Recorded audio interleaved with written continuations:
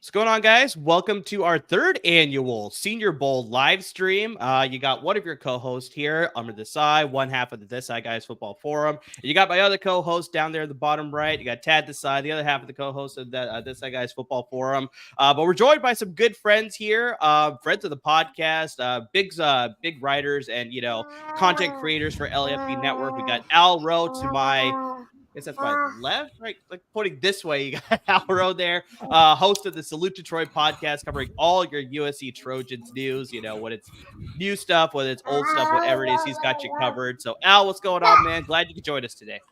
I'm good. Happy Saturday. People staying on SoCal. Hope you're staying dry. We're supposed to get a dry day today, but got a lot of clouds. But other than that, got a fire going, got some drinks, got some snacks, ready to do this with you guys. Right on.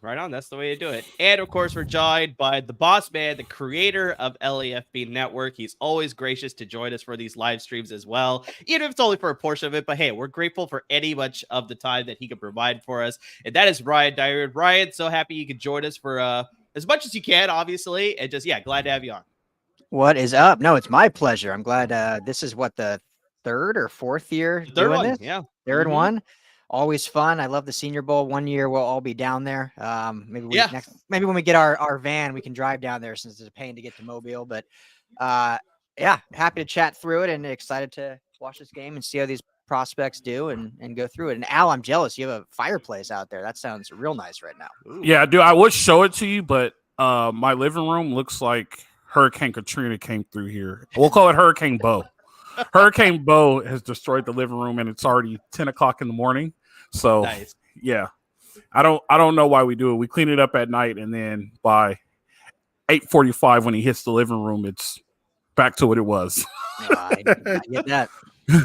That's what happens when you got the kids there, for sure. But hey, hopefully we should get a guest appearance, and that should be fun. I know we get guest appearances by Mia, Ryan's daughter, and we'll get appearances by Tad's cat too. So I mean, it's just like it's all fun. Everybody's welcome here on the live stream. He's hyped for today. He will most certainly make an appearance. No, fireplaces are weird. I was looking at apartments. So by the way, in case my background looks a little different, I'm in a new apartment. But I was looking at apartments in Dallas, last week, and there was, I'm not even joking, there was one apartment with a fireplace in the middle of the living room. Like that's dope. Like Charlie in the Chocolate Factory. Fire. It's not dope. It's a fire hazard. No, it's not. It's very feng shui. That means you're like the Jeffersons. You moved on up. There you go. How did one half of the side guys die while smoking inhalation? Well, there's a good replacement right above you, so don't worry about it. Oh, Wow. Like that. And we will be joined later by Jamal Modney because he's finally telling us the correct way to pronounce his last name. So he should be joining us in a handful of minutes as well to give his takes on the Senior Bowl. But guys, as we talked about, the Senior Bowl is happening today. We're going to give you, our analysis as the game is happening. So, I mean, if you're out there and you're watching us, turn into the NFL Network. The game is going to be happening in maybe about 5 or so minutes. They're showing some, pregame stuff right now. But, I mean, and hey, speak of the devil, there he is right now, Jamal Modney. Add him to the crew here. What's going on, Jamal? We're actually just talking about you right now, and you joined at the right time. Hey, Indian culture would say that I'm going to live for a million years. Let's hope that's true. But how Black you guys culture doing? too. Black culture too. You live forever. I was just talking about you. Don't appropriate our culture. I love it. Go. How you guys doing? Great to see everyone. No, awesome to have you, Jamal. Like we're talking about, it's our third annual Senior Bowl live stream, and you've been in all 3 iterations of the live stream as well. So yeah, glad you can make it for the third one too. Should be a good day. We got all the scouts prospected for the most part. I mean, we'll see if we can get through everything, but let's kick off with a question here. So, I mean, guys, as we're sort of going through the prospect class here, and we're seeing all the prospects, not necessarily for this game, but just like overall for the 2024 draft class. What do you think would be the strongest position group in this year's draft class? And if you want to focus it on today's game, I mean, feel free to go for it too there. So, Jamal, you're the freshest one here, so I'm going to kick it to you first.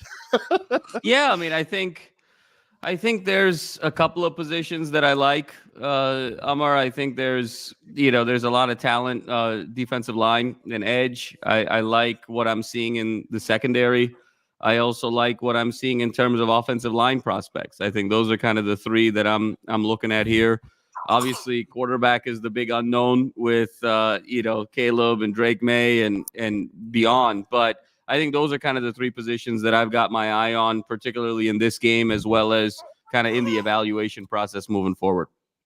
Sounds good. Sounds good. So, Tad, I'm going to kick you the flip question here. So Jamal's talking about the strongest prospects in this year's draft class as far as position groups, but what do you think are the weakest positions in this year's draft class? I'm not very impressed by this year's running back class. I think that there's no single running back that's really jumping out to me. That last year we had Bijan Robinson. Obviously, it's so bad Cap is running away, as I discussed it. But, it's not that saying it's a bad class. It's just not a particularly strong class, and it's one of those things that's tough because this is a year where I've said for a while on our show, the Decide Guys, where this is one of the deepest drafts I've seen in my entire life. Really, at every position, there's a lot of talent to like. Especially while I was scouting for this game, I was like, wow, there's this guy who could be a first rounder in any other year. That didn't happen with running back. So for me, there's the running back class. If you need a running back, this is not the year to do it. I would look, in the veteran pool for that. No, that's fair. That's fair. I actually got the running backs to scout this year. It just, I felt a lot of the running backs. It was just like, oh yeah, they're great, but they're not like elite level at any of the particular skills. So, I mean, it's going to be curious to see how the whole draft process goes for a lot of these running backs. Al, I'm going to pass it to you. What do you think is either the weakest or the strongest position group this year's draft class? You go in either direction. I think the most overrated position, I think it's the quarterback position. I think the quarterbacks are really top heavy. Like you got the Caleb Williams, the Drake Mays, and then after that, it just takes a complete dive, right? It turns into a really bearish market, right? So you got the top guys, and then after that, it's all projects, in my opinion. So I think the quarterbacks are getting a little underrated. And I mean, it is what it is. It's one of those things, but I think the strongest is up front on both sides. The O-line and the defensive line this year are really, really heavy. I think this might be one of those years where you see a lot of guys up front get drafted on Thursday. And, I mean, it won't be shocking because the talent up there is just amazing. All right, good to know. So if you're looking for trench warfare, I guess this is the draft class to get one for sure to upgrade your trench offense. Warfare coming out in March for gamers everywhere. Ryan, I'll kick it to you here last, but certainly not least. I mean, do you have any thoughts as far as what do you think is the strongest and or weakest position groups in this year's draft class? Maybe you got an answer that hasn't already been brought up, but it's all good if you have something that's a repeat too. Yeah, a lot of deep groups. I think I like the receiver group. I'll just stick with kind of what I will be talking about anyway. And I think it's a good group. Obviously up at the top, you got Marvin Harrison Jr. and Roma Duze, but I think there's a lot of guys that are going to be in that second, third, fourth round that can be, real playmakers. And, obviously I know much more about the SC guys and this game, Brendan Rice, Taj Washington playing in the Shrine Bowl. I think those are guys that can surprise some teams and move up draft boards. I think there's a lot of receivers in that respect that, you see every year, right? There's the few guys in the first round, but then there's always those mid-round guys that end up being playmakers in their respective teams across the NFL. So I think receiver again this year is going to be a really deep group that can make a big impact, early on as rookies. Definitely. I think obviously with the receivers groups, after sort of moving along here, different draft classes, like you get all of the combinations as far as receivers that you're looking for, whether you're looking for a speed guy, whether you're looking for a possession guy, it's like you can find that all over the place here. So we just had kickoff and we got a handoff to that's why Tad's getting excited, the TCU running back, Amani Bailey. But yeah, should be a good game for us here. I didn't see my stream is clearly first. Way behind your guys. That's gonna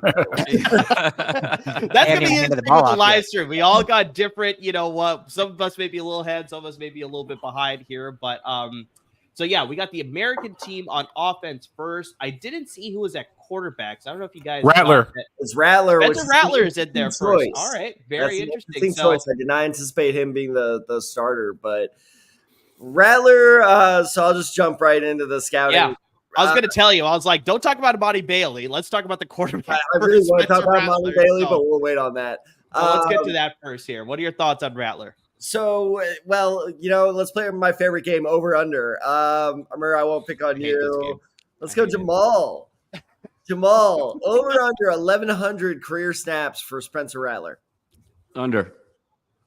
Over. It's over. 1,300. college career snaps. That's how long he's been in college. Obviously, I mean, he is perfect for the Senior Bowl because he has had a wild college career with being, the heralded next big thing at Oklahoma, then being benched like 6 weeks later, then having to go to South Carolina. Al, I think your house just blew up. And then, it was funny watching him at South Carolina because I watched them very casually throughout the season, and I was like, wow, Spencer Rattler looks really good. And then as I started scouting him for this game, what I found was he's very inconsistent. He will have these throws where I'm like, oh, that's pro ready. You are good to go. And then I very quickly realized his biggest weakness is, God, Monty Bailey is so good. His biggest weakness is that Spencer Rattler likes to play hero ball too quickly. Meaning, like, he will put himself under pressure when he really don't need to be. Like, he'll roll out of the pocket and throw on the run when you really don't need to.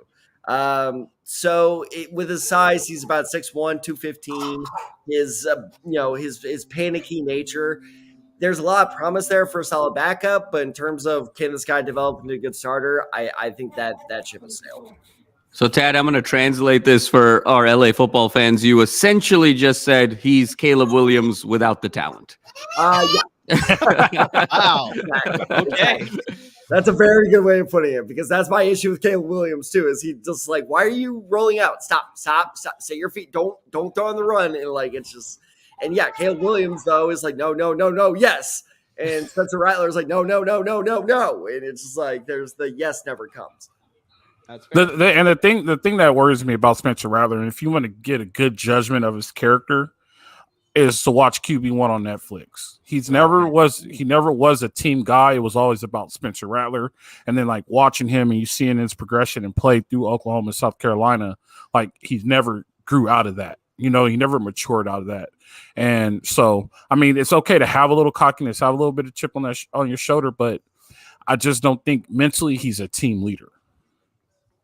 That's fair. Now we're seeing some running backs getting some early play for the American team here. And so, yeah, let's really quickly talk about Amani Bailey. So, I mean, I'll bring up a few notes here, but I think, Tad, you can sort of speak to it the most, being a TCU fan. But, I mean, based on the tape that I'm seeing, and sort of what I've been seeing in this game as well, is just, quick to work north and south. I mean, he's showcasing just like he's got that sort of quick burst right off the bat. Outside zone type of player. He's got good speed. I think he's going to be a very much a developmental guy, but there's a lot of traits that you can use on him very early in his career. So I mean, just that was a dime on Amani Bailey. But actually, before we even get to that, I mean, we already have ourselves a touchdown here. We got Spencer Rattler to Rosemi Jackson, I believe, from the University of Georgia, the wide receiver there. So I mean, yeah, we got an early score. They marched down the field pretty easily. Now, hopefully we should get some good scoring in this game. I mean, based on what we see through practices, usually the offense is a little bit more prepared than the defense. So, I mean, that's why you may see a little bit more offensive scoring, hopefully, in this game. Defenses also play very simple defensive coverages. There's no blitzing there. I think they're pretty much in a 4-3, if I remember correctly, too. So, I mean, yeah, I think that's probably why we got a score there. But, I mean, that was a take that, Tad and Jamal from Spencer Rattler. But that's what I mean. Notice how he set in the pocket, he set his feet, and then he delivered an absolute dime. It's when he starts rolling out and then tries to be, like Mr. Patrick Mahomes. That's when he starts making mistakes. If he did that more often, then I would be confident. And I bet you if he plays the next 2 drives, there's going to be a play where he tries to make too much happen. Because that was a perfect example of when he actually just plays, does what the play asks. He's amazing. He has great accuracy. It's just when he tries to make too much happen. More CJ Stroud, less Mahomes. Exactly. What team is Rattler on? Is Rattler on the National or the American? American. He's on the American. I might ask that like 15 times. So good. Well, it's north and south anymore, so it's all okay. Yeah, exactly. Where do you see? But yeah, that was a perfect throw right there in the back of the quarter. So, where do you guys see Rattler as a fit in the NFL? In terms of role, I see him as a very solid kind of like Gardner Minshew type backup. In terms of where, which team, he would be. How about this? He'd be an interesting backup to Jalen Hurts. I could see him kind of succeeding in that Eagles system a little bit. That'd be a good move. Al Jamal, what do you think on Spencer Rattler? Where do you think he'll slide in the best as far as the NFL team? I could see him go to the Cowboys and be kind of a backup to Dak. I think there's some similarities there in terms of where you want his game to be, especially now with Dak becoming less mobile later in his career and, sort of going through more traditional progressions and whatnot. I could see him, the sort of the tutelage under Dak could be very good for him in that system. Yeah, I don't know, man. It's just that his I don't know, his mental still messes with me a lot. You know what I mean? Like, and that's the one thing but backup for sure. What team? Yeah, maybe the Cowboys. I could see him in Tampa Bay behind Baker Mayfield also, running that type of thing. Also, he'll be a good backup for Baker Mayfield, but yeah, 40 million Mayfield. Yeah. So anything like that, right? Eagles, Cowboys, Tampa Bay, even maybe the Texans, probably. Kansas City. No. Oh, okay. Why not? Shot down quickly. Okay. I was about to say that was like instant. Because I just, like I said, his mental, he's a me guy, and I don't see Kansas City as a me guy team. Like, even though you have superstars like Pat Mahomes, Travis Kelce, things like that, you could tell their culture is still great. I think implementing a Spencer Rattler in that culture can tarnish the locker room. You know what I mean? Andy Reid has always taken me guys and then turned them into team guys. That's his MO. Yeah, but this is a guy that's not going to play. So when is it going to turn into? When am I going to get my chance? When am I going to get my chance? You're not going to get a chance with that. So Fred, essentially what you just said is he's going to be playing for the Las Vegas Raiders next year. Wow. Okay, there you go. Oh my gosh. All right. We got the national team here. And we got ourselves some trickery. They're going for a flea flicker here. Unfortunately, just didn't work out. Trying to hit the receiver Walker for the University of North Carolina here. But yeah, we got the national team on offense. And in case you notice, you didn't miss a kickoff. They're not doing kickoffs here at the Senior Bowl. So, I mean, they just started them on offense on, I believe, the 20-yard line, if I can see correctly here. But yeah, looks like we're going to go with Bo Nix first, I think, at quarterback for the national team. And I mean, this is one of those polarizing guys that, some people think he deserves to be in the first round. Some people are thinking maybe he's a fringe early day 2 type of guy. But I mean, he put up pretty good numbers back at the University of Oregon. So I'm curious to see what sort of things he could do in the game, because Tad, based on the practice week that we saw with Bo Nix, it was very up and down. If anything, maybe a little bit more on the negative side. So, I mean, what do you think Bo Nix has to do in today's game to really just, increase his draft stock? I want to see poise in the pocket. Watching the Bo Nix tape, because, all you Pac-12 people, RIP, by the way, you all play 11 p.m. Central Time. So I did not watch Oregon all that much throughout the season. So scouting Bo Nix, I was very excited because I did not have it's Saturday. Like, why aren't you staying up late to watch these games, man? I'm tired, man. I'm almost 30. I'm old. You're almost 30. God almighty. You're almost play the old card in this group chat. Do not play the old card in this play that with. I'm quickly realizing how much older I am than everyone else here. I'm Don't almost you 30. dare finish that sentence, Tad. Don't you dare put that on me, Tad Desai. Tad, I just turned 36 yesterday, and you're almost 30. Well, happy belated birthday. I should say I'm almost 40 then. Shoot. We would sing happy birthday. Put this in our graves. But yeah, Tad, go ahead and keep talking about Bo Nix. But I mean, this throw that just happened is a perfect example of that, where poise under pocket is the biggest issue I saw with Bo Nix, because he has a much more gunslinger mentality than I originally anticipated. And he panics too fast, too often, where he just pulls the trigger on a lot of dumb throws that are inaccurate. And you just got to show me, can you stay calm under pressure? It's kind of like watching a modern day Brett Favre, but just not as good.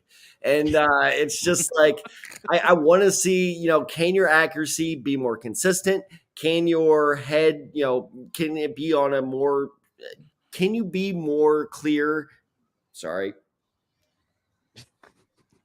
There he is. Got the thoughts on Bo Nix. That's why can you stay in a more clear headspace and just in general, stay more calm? That's what I want to see from him today is can you stay calm in the pocket, because he just pulls the trigger on a lot of dumb throws. His footwork needs a lot of work. I didn't see a single snap he took under center in Oregon, which is a major concern as well, because that pressure comes to you quicker when you're under center. So just in general, how does he respond to being pressured? And the play I was talking about is a perfect example because, he had an open tight end there and he threw behind him because he was a little bit pressured. It's just, I don't know about his accuracy. Before scouting him, I liked him as a borderline first round prospect. Now I don't see him as a first round prospect. He is Baker Mayfield right now if he is allowed a couple years to develop. Let me ask you this question, Tad. I have a question for you. What's the difference between Bo Nix at Auburn and the Bo Nix at Oregon? Like I said, it's, the way Auburn ran him was I choose that verb on purpose is Auburn tried to run him. Is like they tried to make him a dual threat quarterback, which was fair. I'm not going to say that was a bad decision, but I think he is not at his best as a runner. He's as best as a mobile pocket guy, and there is a difference. And I think that Oregon, they really found the key middle ground of like, okay, you can move around a bit, but you're a passer first. And so that's why he did so much better at Oregon than he did at Auburn. Okay. So, Ryan, I actually want to pass it to you here because obviously USC and Oregon played each other this year. And based on the tape that I saw with Bo Nix, I mean, he had a lot of time in the pocket, but also the defensive backs for USC were not doing the best tackling. So he got a lot of just wide open receivers that were able to break open big plays. So it's like, I don't know how much is that on Bo Nix, but I mean, do you think Bo Nix, because I want to bring this up to Justin Herbert, where he came from Oregon, there's a lot of talk about just he's playing in a spread offense. Can he make that translate to the NFL? So I'm just curious, with all that talk about Justin Herbert maybe possibly being just a system type quarterback where he needs to be in the right system, but he's clearly finding success in the NFL. So when you watched Bo Nix against USC, did you see similarities to Justin Herbert, or do you think they're two completely different quarterbacks and Bo Nix just may not be able to translate to the NFL? Or maybe he will. So, I mean, what are your thoughts based on the game that you saw against USC? Well, first, you said it right in the beginning. If anyone out there scouting, don't put on the SC tape. Just throw that tape away. It's not going to give you any real data because it was, any quarterback is going to thrive against that defense. So he was making, obviously, Barnes from Utah look like a Heisman Trophy candidate. So, I wouldn't even look at that tape. But overall, I mean, I think he's got some good attributes. You guys mentioned it all, the size, the arm talent. But it's like, what will he be in the system? What will he be within the play design and whatnot? So I think he can have success. I mean, we saw growth from him over the 2 years with Oregon, with Dan Lanning. Obviously, Dan Lanning's the defensive guy, but changing offensive coordinators from his first year to his second year, and so I think that there's still upside there. To me, he's a fringe first, second rounder. We'll see if someone's desperate to take him in the first, or if he does fall kind of like a Will Levis last year as a guy that has talent, but doesn't quite have enough where teams feel comfortable taking in the first. But I saw some good things over his time, but against SC, I wouldn't put any stock in that because I think any quarterback was looking good against that defense last year, unfortunately. And here's the thing with him: it's a gunslinger mentality. He's a gunslinger. That's why I brought the Brett Favre thing. Is just like you're gonna win by him and you're gonna lose by him, and it's just like who can harness that the best. And that's why I just don't know about the fit, because I think with the amount of hype around him, depending on where he goes, someone's going to force him in immediately. And I don't think he has the right decision-making skills right now to succeed in a okay, Rook, go out there, go succeed right now. I don't see him pulling a Will Levis where it's like, okay, you're forced in the situation your rookie year. And now all of a sudden, okay, you're our guy. You did pretty well. I don't see that happening. Omar, the one thing I'll add with Bo Nix is, he had some pretty staggering numbers this year: 77% completion, 45 touchdowns against only 3 interceptions. A lot of that was the talent around him. Too, correct? Yeah, a lot of that was the talent around him. He had some pretty talented backs and tight ends, got the ball out early, and just kind of let his playmakers do their thing in space. And then when that wasn't there, he had the opportunity to kind of throw it deep to the likes of Franklin and others. So I think there's still questions about his ability to master a pro level offense. and be able to, Tad's point, kind of be able to go through his decision making, go through his progressions, and be able to sort of manage a pro style offense. I actually think the fit for him, we talked about the team earlier, is Philadelphia, because I think when you look at Jalen Hurts at Alabama in particular, very similar to Bo Nix at Oregon, pretty athletic guys. They would just kind of check it down or throw it deep. And when you look at the Philadelphia offense, it's really designed around Hurts' skill set. So I think that would probably be the most seamless transition for Nix. I think if he's given the keys to a pro-style kingdom, I think it's going to be very difficult, and he's probably going to be out of the league in a couple of years. So I think Philly would probably be the spot for him as a backup to start. I think you know who I think is a good fit for him? And there's multiple people. Anybody off of that Redskins staff, right? And I'm talking about the current Redskins staff. So Matt LaFleur, Mike McDaniel, Kyle Shanahan, Sean McVay. Any of those guys gets their hands up on Nix, I think it may work because they have access to Mike Shanahan and they also have access to Mike Holmgren. I think they could control his gunslinger, or they could take his weakness and make it really, really good in their play calling style with that West Coast type offense. So I think if he gets in one of those spots, I think he'll be okay as a backup. What do you think about Denver with Sean Payton?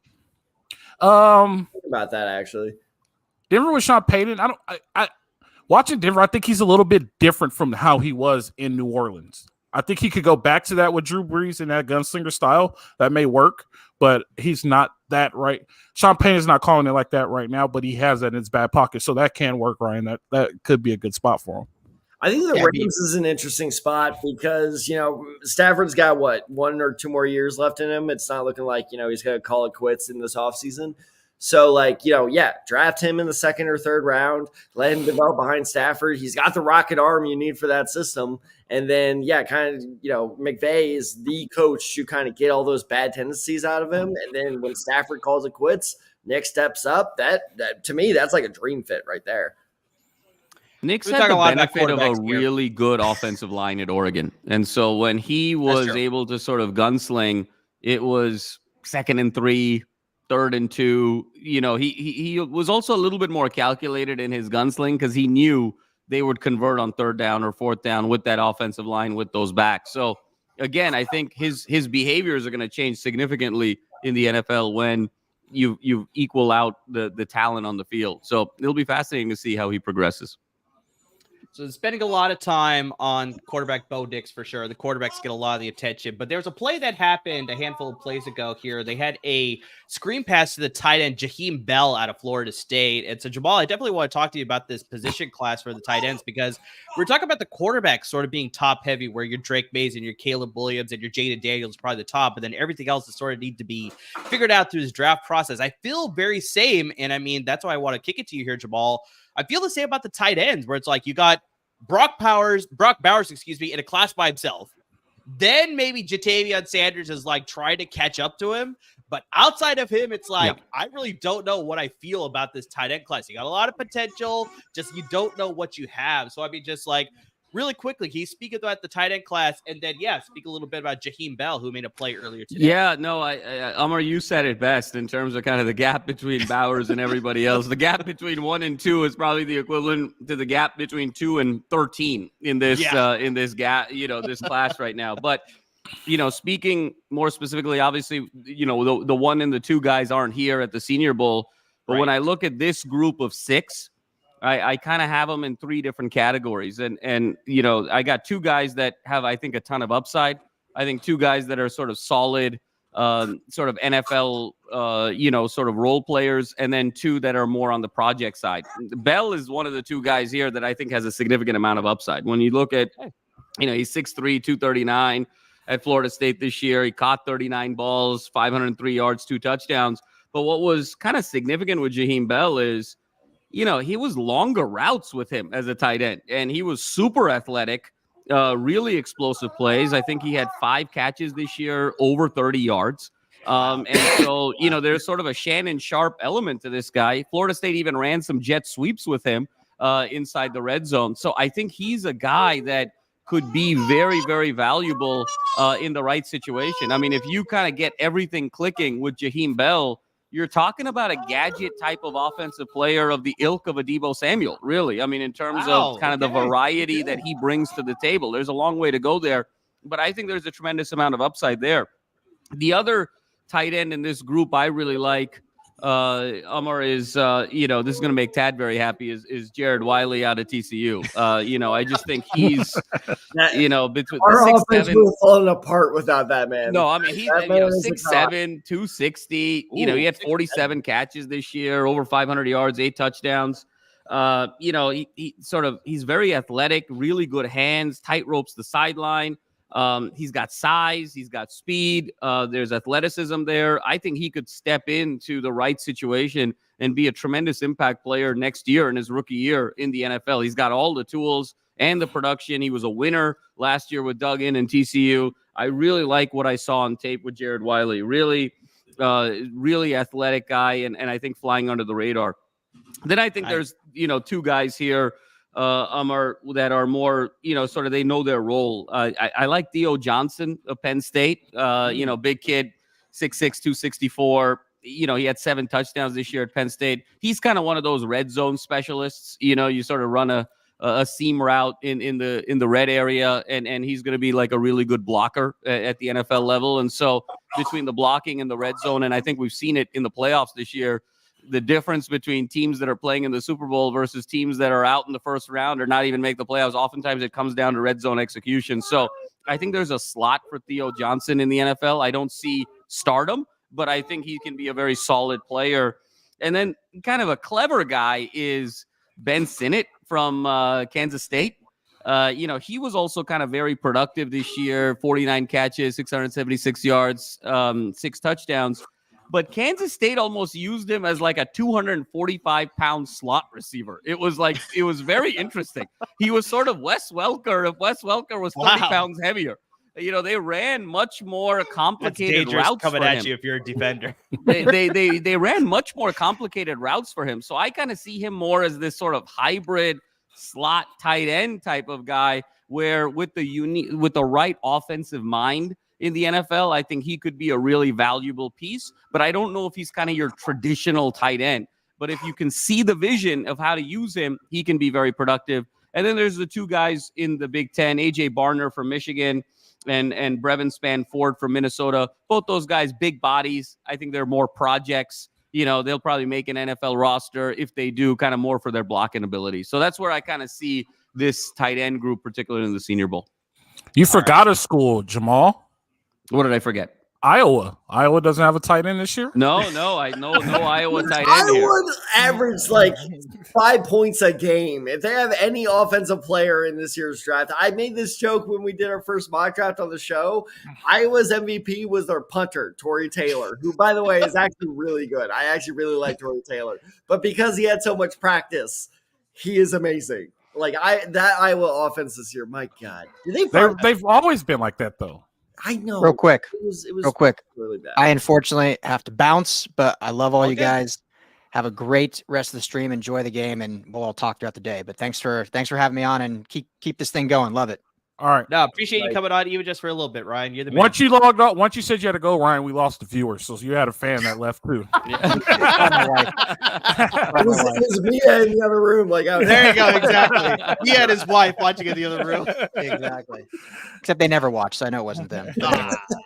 All right, guys. Thanks, guys. Have fun, but I'll be tuning in when I can. Appreciate it. Thanks, Ryan. Thanks, Ryan. Ooh, I almost hit the in stream button. I'm not. All right. Whoa. Clean studio. I'll see you guys. The viewer numbers went up after he said that. I was like, no, don't end it. We're back. But no, in all seriousness, though, we're not going to discuss this in length for obvious reasons. Torrey Taylor, that is a good punter. That is, for the first time ever, I will say this. That is a punter/kicker I endorse drafting. Ooh, so I think we got a touchdown here. That's exactly what I'm talking about. That throw was Bo Nix throwing a touchdown here too. I'm trying to see the tight end. That's the tight end. Yeah. The tight He's end. the big Okay, body right there. The blocking formation got his 2-yard touchdown. There you go. Jamal, just start talking about people and let's see if a lot of good things start happening. That literally looked like every touchdown Spanford ever caught in college. It verbatim, 2-yard bootleg, low ball, and he found a way to make it done. So well done. and behind too. And behind. That was not a good throw. Bo Yeah, Nix so that was a good adjustment by the tight end for sure to make that catch and sort of fall back and make that catch there. So yeah, not bad at all. And I love the helmet with the golden gopher right there. Absolutely. It's not the M or whatever. Like that one's nice. That one's nice. Am I doing this? Like, am I imagining this, or do they purposely make the head of the gopher look like an M? Oh, I think so. They might have done it on purpose. It's like one of those things. I may be imagining that. I'm not sure. God knows I did not watch any Minnesota football this year, so this is my first time. We might get a close up here if we're lucky enough, but yeah, maybe not. But just I mean, seriously, just like Al said to Jamal, you sort of put it out there in the universe, and then we got to score by the tight end there. So yeah, impressive stuff here. Oh, is it Joe Milton time? Interesting. Yeah, Milton's turn. No, it was funny actually. So I was scouting Joe Milton a couple nights ago, and I was thinking like, how does Tennessee? And I won't reveal my source. I have a source close to the Tennessee program. I'll say that. And let's keep the hush there. Tom. Yeah, and especially with the current news going on. I don't know if you guys saw those headlines. But it was funny because he was a big fan of Henry. Everyone, it's Tad's bookie, just so everyone is clear on who that is. He is a junkie, so I mean that is fair. That's a fair assumption to make. He was good odds.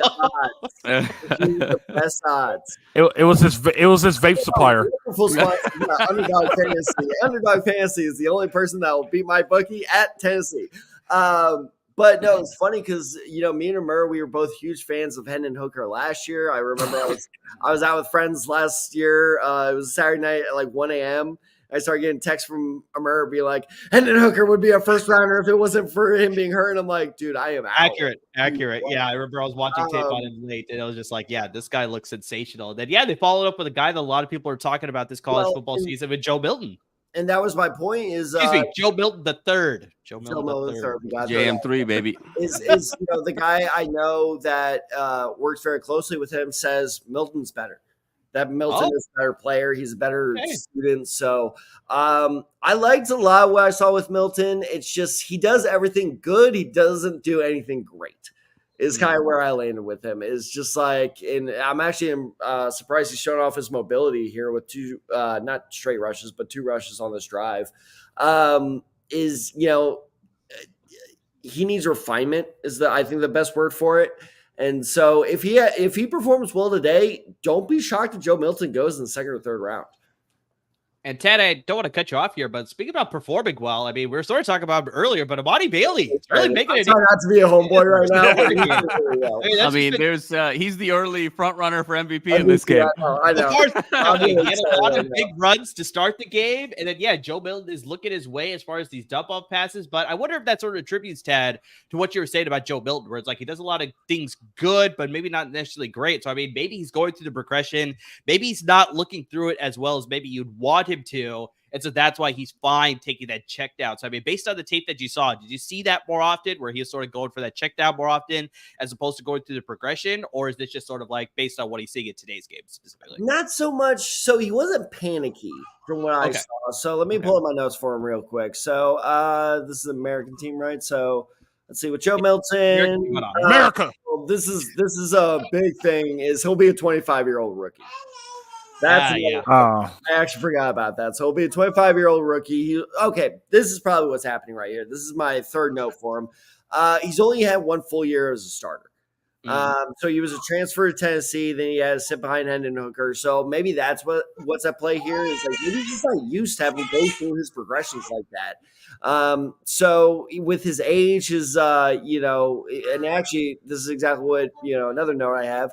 His pocket presence really impressed me. He has good pocket presence. He doesn't panic. He's not that type to kind of be like, oh my God, and then check down to the running back. So my guess is this is just him being like, hey, you know what? Just give me, what they're, I'll take what they're giving me.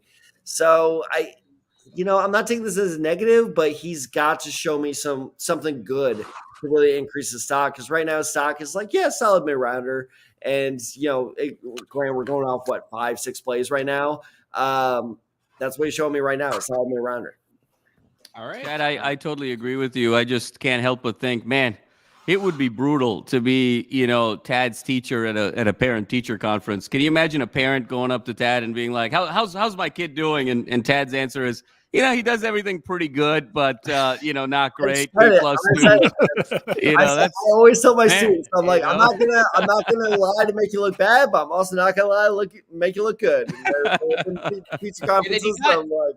You got a little bit of the glimpse here with Joe Milton because he made $1 million play avoiding the sack here, but then he balls it up with an absolute 10-cent throw. Like he had Monty Bailey wide open, absolutely short shades him, hits him to the left. And so, yeah, curious to see how this all progresses. But I want to kick it to Al here because there's been some secondary players that have been making some good tackles here. We had Cam Hart from the defensive back from Notre Dame. He had a big tackle on the running back Cody Schrader a handful of plays ago. Jalen Simpson was able to blow up a running back play as well. And then most recently, Joe Milton completed the pass to Ben Sinnott, the tight end that Jamal brought up from Kansas State. But he was tackled by Cole Bishop, the safety from Utah. I know a lot of people are talking about him as being one of the best safeties in this year's draft class. So, I mean, just speak about the defensive back class because that was a position group that you got there. And it's just like any of those three guys or any other guys that sort of stick out to you in today's game that you think can make a name for themselves.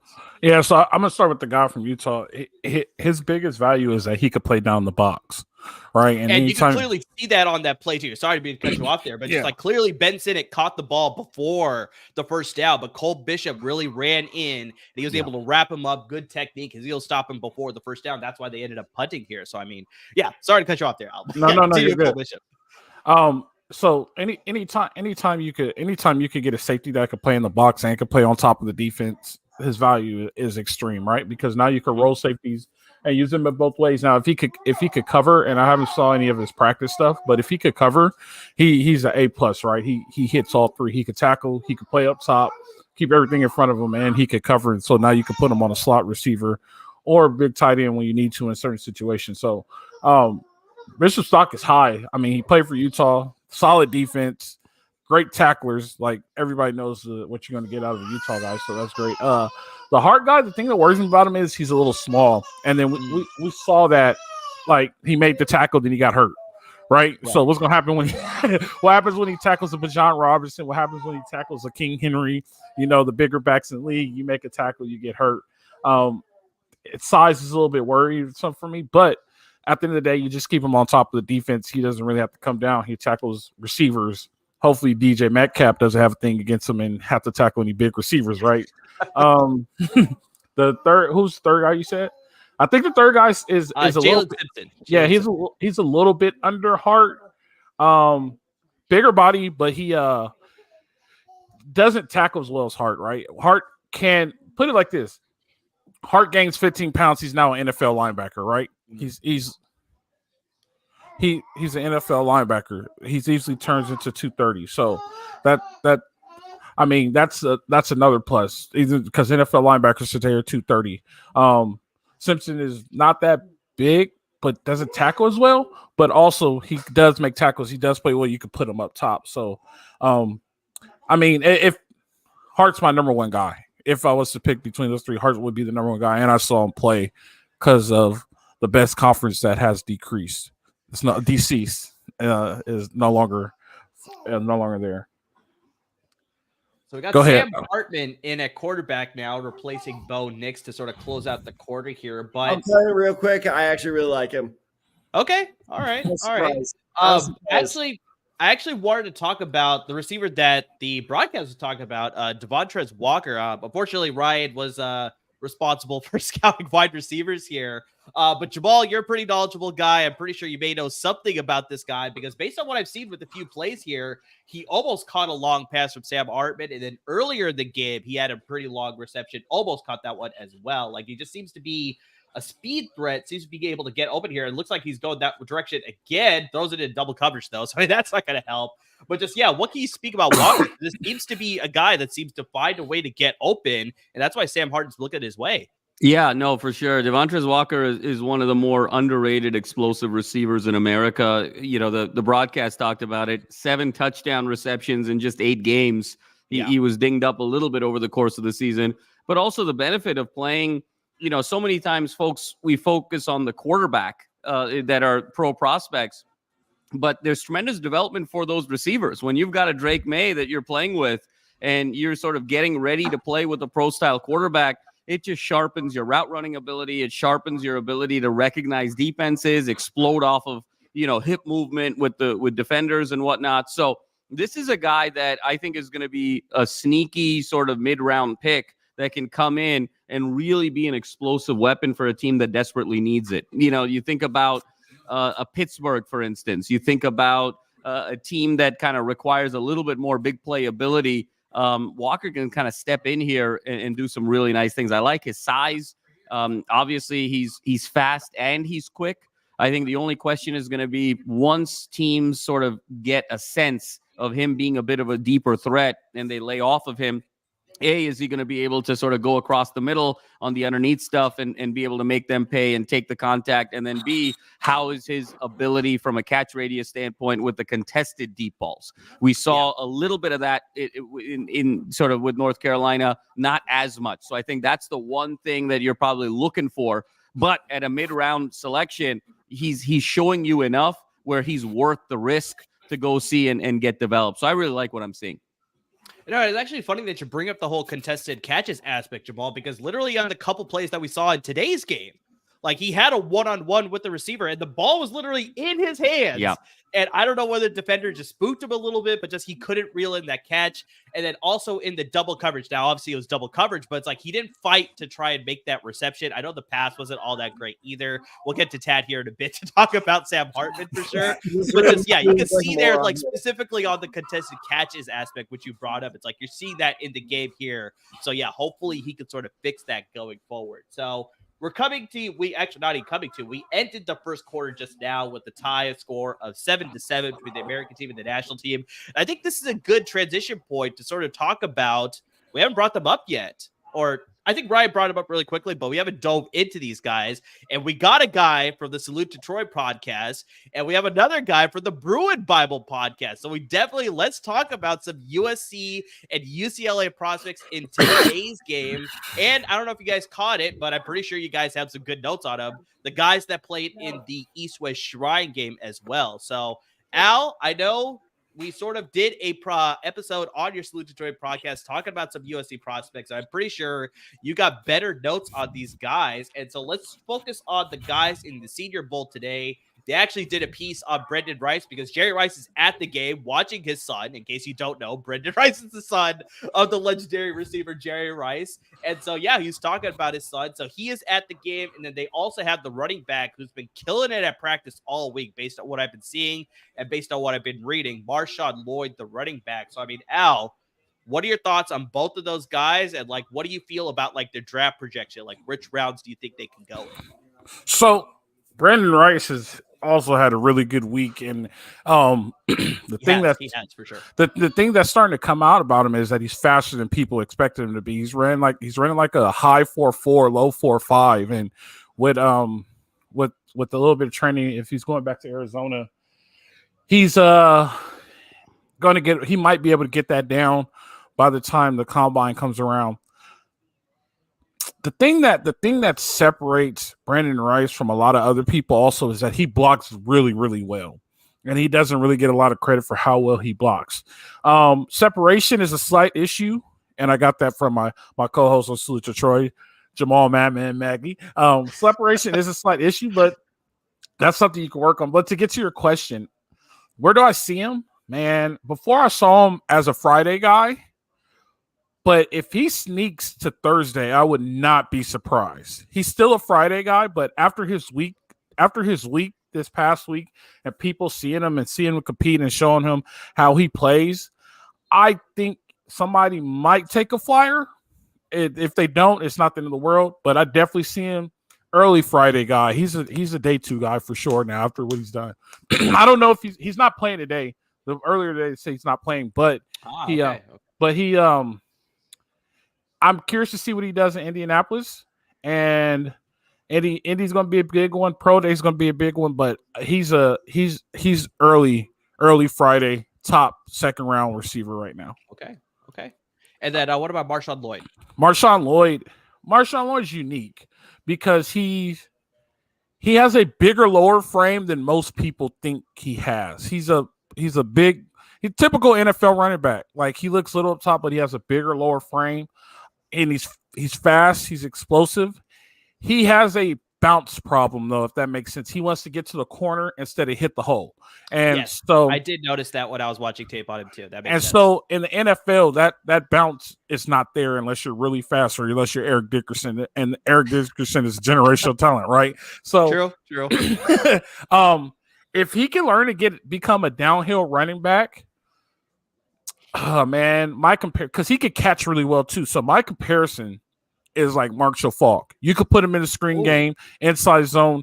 He's really versatile because you could also split him out and put him at slot receiver, and he can run routes and get open, not deep running routes, anything, 5 below. He could get open and make plays from that. So Marshawn Lloyd, it all depends on his evaluation. He had a really good week too, right? So their stock is moving up. So it's just really based on what they do in Indy, what they do at Pro Day. And both of those guys, I can see them both being high Friday guys. I like it. Pending their evaluation for sure. Pro Day and the combine. Makes sense. Jamal, you have a rebuttal to that? Jamal's also still the Detroit guy. It's Jaheim. Jamal's sort of like the baseball term. He's like the utility guy. I'm the utility guy. Detroit, I'm the side guy, the seventh inning reliever for LA Football Network. You got him covered, man. So yeah, what do you got on the USC guys, Jamal? Well, while you were talking about Jaheim Bell, my guy made another nice catch. He made there. Another good play. With the hands. That was a little Debo-ish, man. He was strong with the ball there. So that was nice. Bill's making some nice throws as well. It's interesting. Every time Jamal says something about a guy, big play. Every time Taz says something about him, I'm just saying. The one time I decided to say something nice about a Notre Dame guy. Yeah. I like Sam Hardy throws a fucking goose out there. He does. That's actually one of my notes. It's like he's really good. I like his pocket presence, but good God, does he float a lot of his passes. Yeah. And you saw that on the couple throws that he had deep. It was just like it looked like an absolute dud. Like it was just like easily to be picked off. Yeah. Oh, sure. Break it. Well, I'm gonna just to pick up on the SC guys. No, I completely agree with Fred. Brendan Rice had an interesting career at SC. He was lost in the depth chart. He blew up in last year's Sugar Bowl against Tulane and really kind of unveiled his ability to catch the ball with his hands and his speed. He had a drops problem early in his career at SC, and then that sort of translated. The high production and the momentum from the Sugar Bowl translated into this year. He was wide receiver number 2 for SC.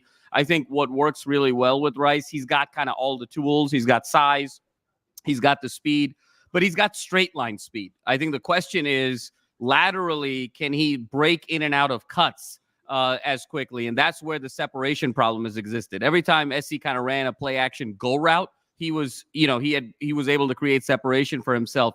But if it was anything that required some lateral movement, there was a challenge there. I still have some questions about his hands in kind of contested environments. I think that's where he's made the biggest jump, particularly this week in the Senior Bowl. I agree with Fred. I'm not maybe as high on him as a second rounder. I think he's going to be late third, early fourth. But I think he's got all the tools to be a very reliable receiver. I think the guy who actually has a greater upside in the NFL for me is Taj Washington, just given that sort of slot role. Taj Washington, to me, was the best blocker USC had this year at the wide receiver position. His ability to kind of get open underneath as well as be able to sort of go deep. There's a versatility there with Taj. You combine that with his ability to block. When you get him in terms of wide receiver kind of stack situations, the pick, non-pick in the NFL, all of those sort of bunch formations, I think Taj Washington could have a really nice career with the right system there. And then with Marshawn Lloyd, I had said that he was the most talented back USC had since Reggie Bush and Lendale White. When you talk about everything that he was able to put together, he had 820 yards rushing this year on 7.1 yards per carry. The biggest gripe I think most of us had covering USC this year is just Lincoln Riley didn't give him the ball enough. And obviously there was a challenge, to Fred's point, of his unwillingness always to sort of hit the hole. But when you talk about kind of the size, you talk about the feet, you talk about his hands and his ability to catch out of the backfield, his ability to kind of completely turn his hips and be ready for yards after the catch, and just even upper body strength to be able to shed off the initial tacklers. There's a lot of talent there. And he was named team MVP this year in practice over the course of this week. This week's team MVP for the Senior Bowl. So a lot of high praise for Marshawn Lloyd, he also came from South Carolina, had to learn a new system at SC in 1 year. So he's already in that learner's mindset to be able to go into the NFL and get a new opportunity and learn the playbook quickly. So I think Marshawn Lloyd is sort of a diamond in the rough here. Great points Amir, there. I don't want to cut you off. Yeah. But Cliff Kingsbury pulled out of the Oakland thing. I was actually just about to bring that up. Yeah, so you beat me to the punch there. But really quickly, just to close things out of Brendan Rice, it's actually funny that you bring that up, Jamal, about just his separation issues. Like I said, they're interviewing Jerry Rice right before the game started, and he specifically said that about his son. He's like, that's something he could work on, because clearly you have a Hall of Fame receiver and a legendary guy at Jerry Rice. He's probably working on this stuff with his son. And so he said there's a lot of things to like about it. But yeah, one of the things that he brought up was like he could still use some help separating from the defensive backs to really get that true separation to get open for receivers there. But before we get to the Cliff Kingsbury news, because that that's was a a little bit of good breaking bait. news here. Al, we just had a turnover by I like that. Unfortunately, Joe Milton threw this right into the end zone, but he threw it to the safety from Oregon. Evan Williams was able to come in with an interception here. So I mean, just Al, can you speak a little bit on Evan Williams and what are your thoughts? Because he clearly, you see it on the replay. He cut from all the way from the sideline, all the way inside to pick up the receiver, and he was able to force that interception. Now, I will say Joe Milton should not be making that throw across his body to the other side of the field, but still impressive range by the safety Evan Williams for the University of Oregon. Yeah, so Oregon's defense is no slouch, and so I'll just say this to cover Oregon, Alabama, Georgia.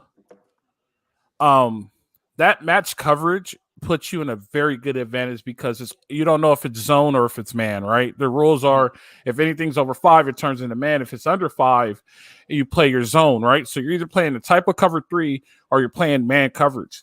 That was an excellent bait. That's an NFL bait right there. He sat there, had the quarterback thinking, but he had his eye on the receiver the whole time. As soon as you saw those shoulder shift, he broke on that top shoulder of the receiver.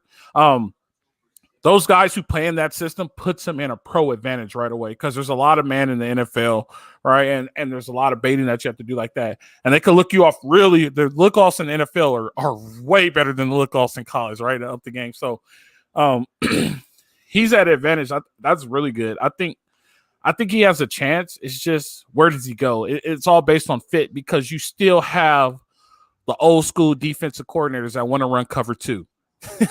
And I don't see him as a cover 2 guy. He's a man safety, right?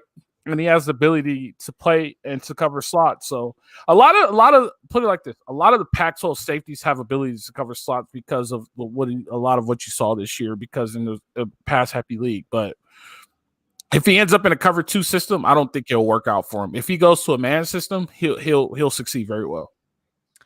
So yeah, let's get to that breaking news because Al was trying to bring it up before, but we were in the middle of a conversation about USC prospects here. But I apologize about that. That's no, you're good. You're good. It's always good to alert the folks here on the live stream as far as breaking news because it literally came across the ticker. And I think you're ahead because I didn't see that until maybe 10 seconds after you were sort of bringing our attention to it. I was like, what's going on? What's going on? So, but yeah, as Al sort of laid out there, Cliff Kingsbury, who is rumored to be a contender to be the offensive coordinator for Antonio Pierce at the Las Vegas Raiders. He has now withdrawn his name from consideration for that position. And so you wonder, guys, I mean, Tad, you haven't spoken in a while. It's actually kind of surprising. And it's kind of actually nice to not hear your voice after so long, too. He just doesn't want to curse any of the players. He says anything, it goes south. But Tad, I want to get your opinions here. Why do you think he decided to withdraw? Do you think he just didn't like the position? Do you think he wants to go back to USC? Because obviously he is formerly a advisor there and, offensive sort of, assistant there with USC. So it's just do you think he goes back to school? Do you think he goes to another OC position? Why do you think he withdrew himself? I blame the Raiders, as you should with most things. I mean, why would you want to go there? The Raiders, they're not in a good position to get the quarterback they sorely need. Nothing against Aiden O'Connell, but he is clearly not the answer. So what do? Do you depend on Jimmy Garoppolo? I don't think you can really do that. Devontae Adams I won't say prima donna because I actually don't really blame Devontae Adams for being upset with his current position, but that could be an issue going forward. That Raiders ownership between the Gruden thing and the Josh McDaniels thing, that is a what's the word, turbulent ownership, to say the least. So it's just like, why put myself in a bad situation when I am sitting at a school that is about to go to one of the Power 2 conferences now, is about to be, one of the main players there. I can get a lot of the, credit for when or if we succeed. It just seems like sit for a better opportunity. Don't jump at the first opportunity to get back to the next level, especially with this one, because again, and this is what bad ownership does. We saw it with the Panthers, where their head coaching hire was suspect, I think to say. Is just like, it wasn't a bad hire. The Buccaneers offensive coordinator, like, it's solid hire. He, did do a lot with Baker Mayfield, but at the same time, I was like, was he really ready? He went from position coach to head coach in about 2 years. So it's just one of those things where like bad ownership scares coaches away. And I think that's what happened here. And really quick, before I pass it to either Al or Jamal here. So you're bringing up like they're not in the best spot as far as the draft is concerned, but they're picking at 13. So it's actually not that out of the realm to like sort of see them jump into the top 10 to get a Jaden Daniels, maybe even move up further and get into contention for a Drake May, possibly a Caleb Williams, especially if the Bears, like we'll bring this up later, but especially with the Bears on the clock at number 1 again, do they hang on to that pick or do they trade it out? The Raiders could possibly be in that conversation to acquire that number 1 overall pick and then take Caleb Williams. Like, I mean, it's not out of the realm of possibility, but just like they're not in as bad a position to upgrade at the quarterback position, especially through the draft if they want to do that. There's a competition there, though, right? They're not like the Raiders or the Raiders. They are the Raiders. They're not like the Patriots or the Commanders where they're sitting there in the top 5 and like that's fair. Yeah. If worst case scenario happens, something is gonna be, someone is gonna be there for them. But like if they don't make some massive franchise changing moves, you're right. They're sitting there at 13. Who's going to be available by then? JJ McCarthy, who I'm not convinced is, a franchise quarterback. Like, that's why I think it's not as an appealing position as some may chalk it up to be. Fair. So obviously, Al and Jamal, like we're hitting on these USC topics. The one thing I want to say about the Raiders situation, it has a tremendous impact on LA football. And how it does have a tremendous impact is Chip Kelly interviewed twice for the Raiders offensive coordinator position before Cliff Kingsbury ultimately took the job and now has withdrawn. And so I think the Chip watch here in Los Angeles is officially underway, with Kelly potentially going to the NFL as an offensive coordinator, either with the Raiders or with the Commanders.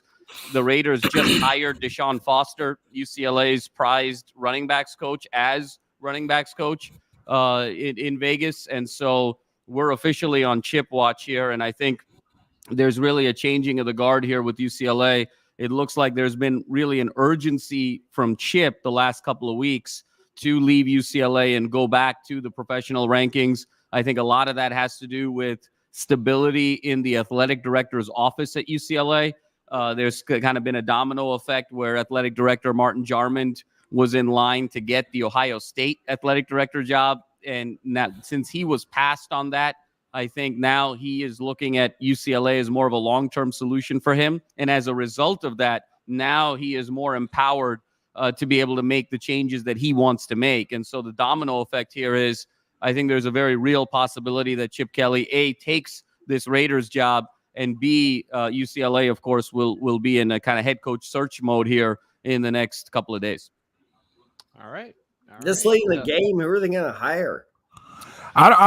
It's late in the game. I'll let Fred do his thing, but I think there's a couple of names right now where, A, you've got David Shaw, whose son plays for UCLA right now. And when you talk about a coach that knows how to navigate kind of the academic rigors and, be able to put a winning product on the field, no one greater than David Shaw in that regard. And then the one that could really set LA on fire.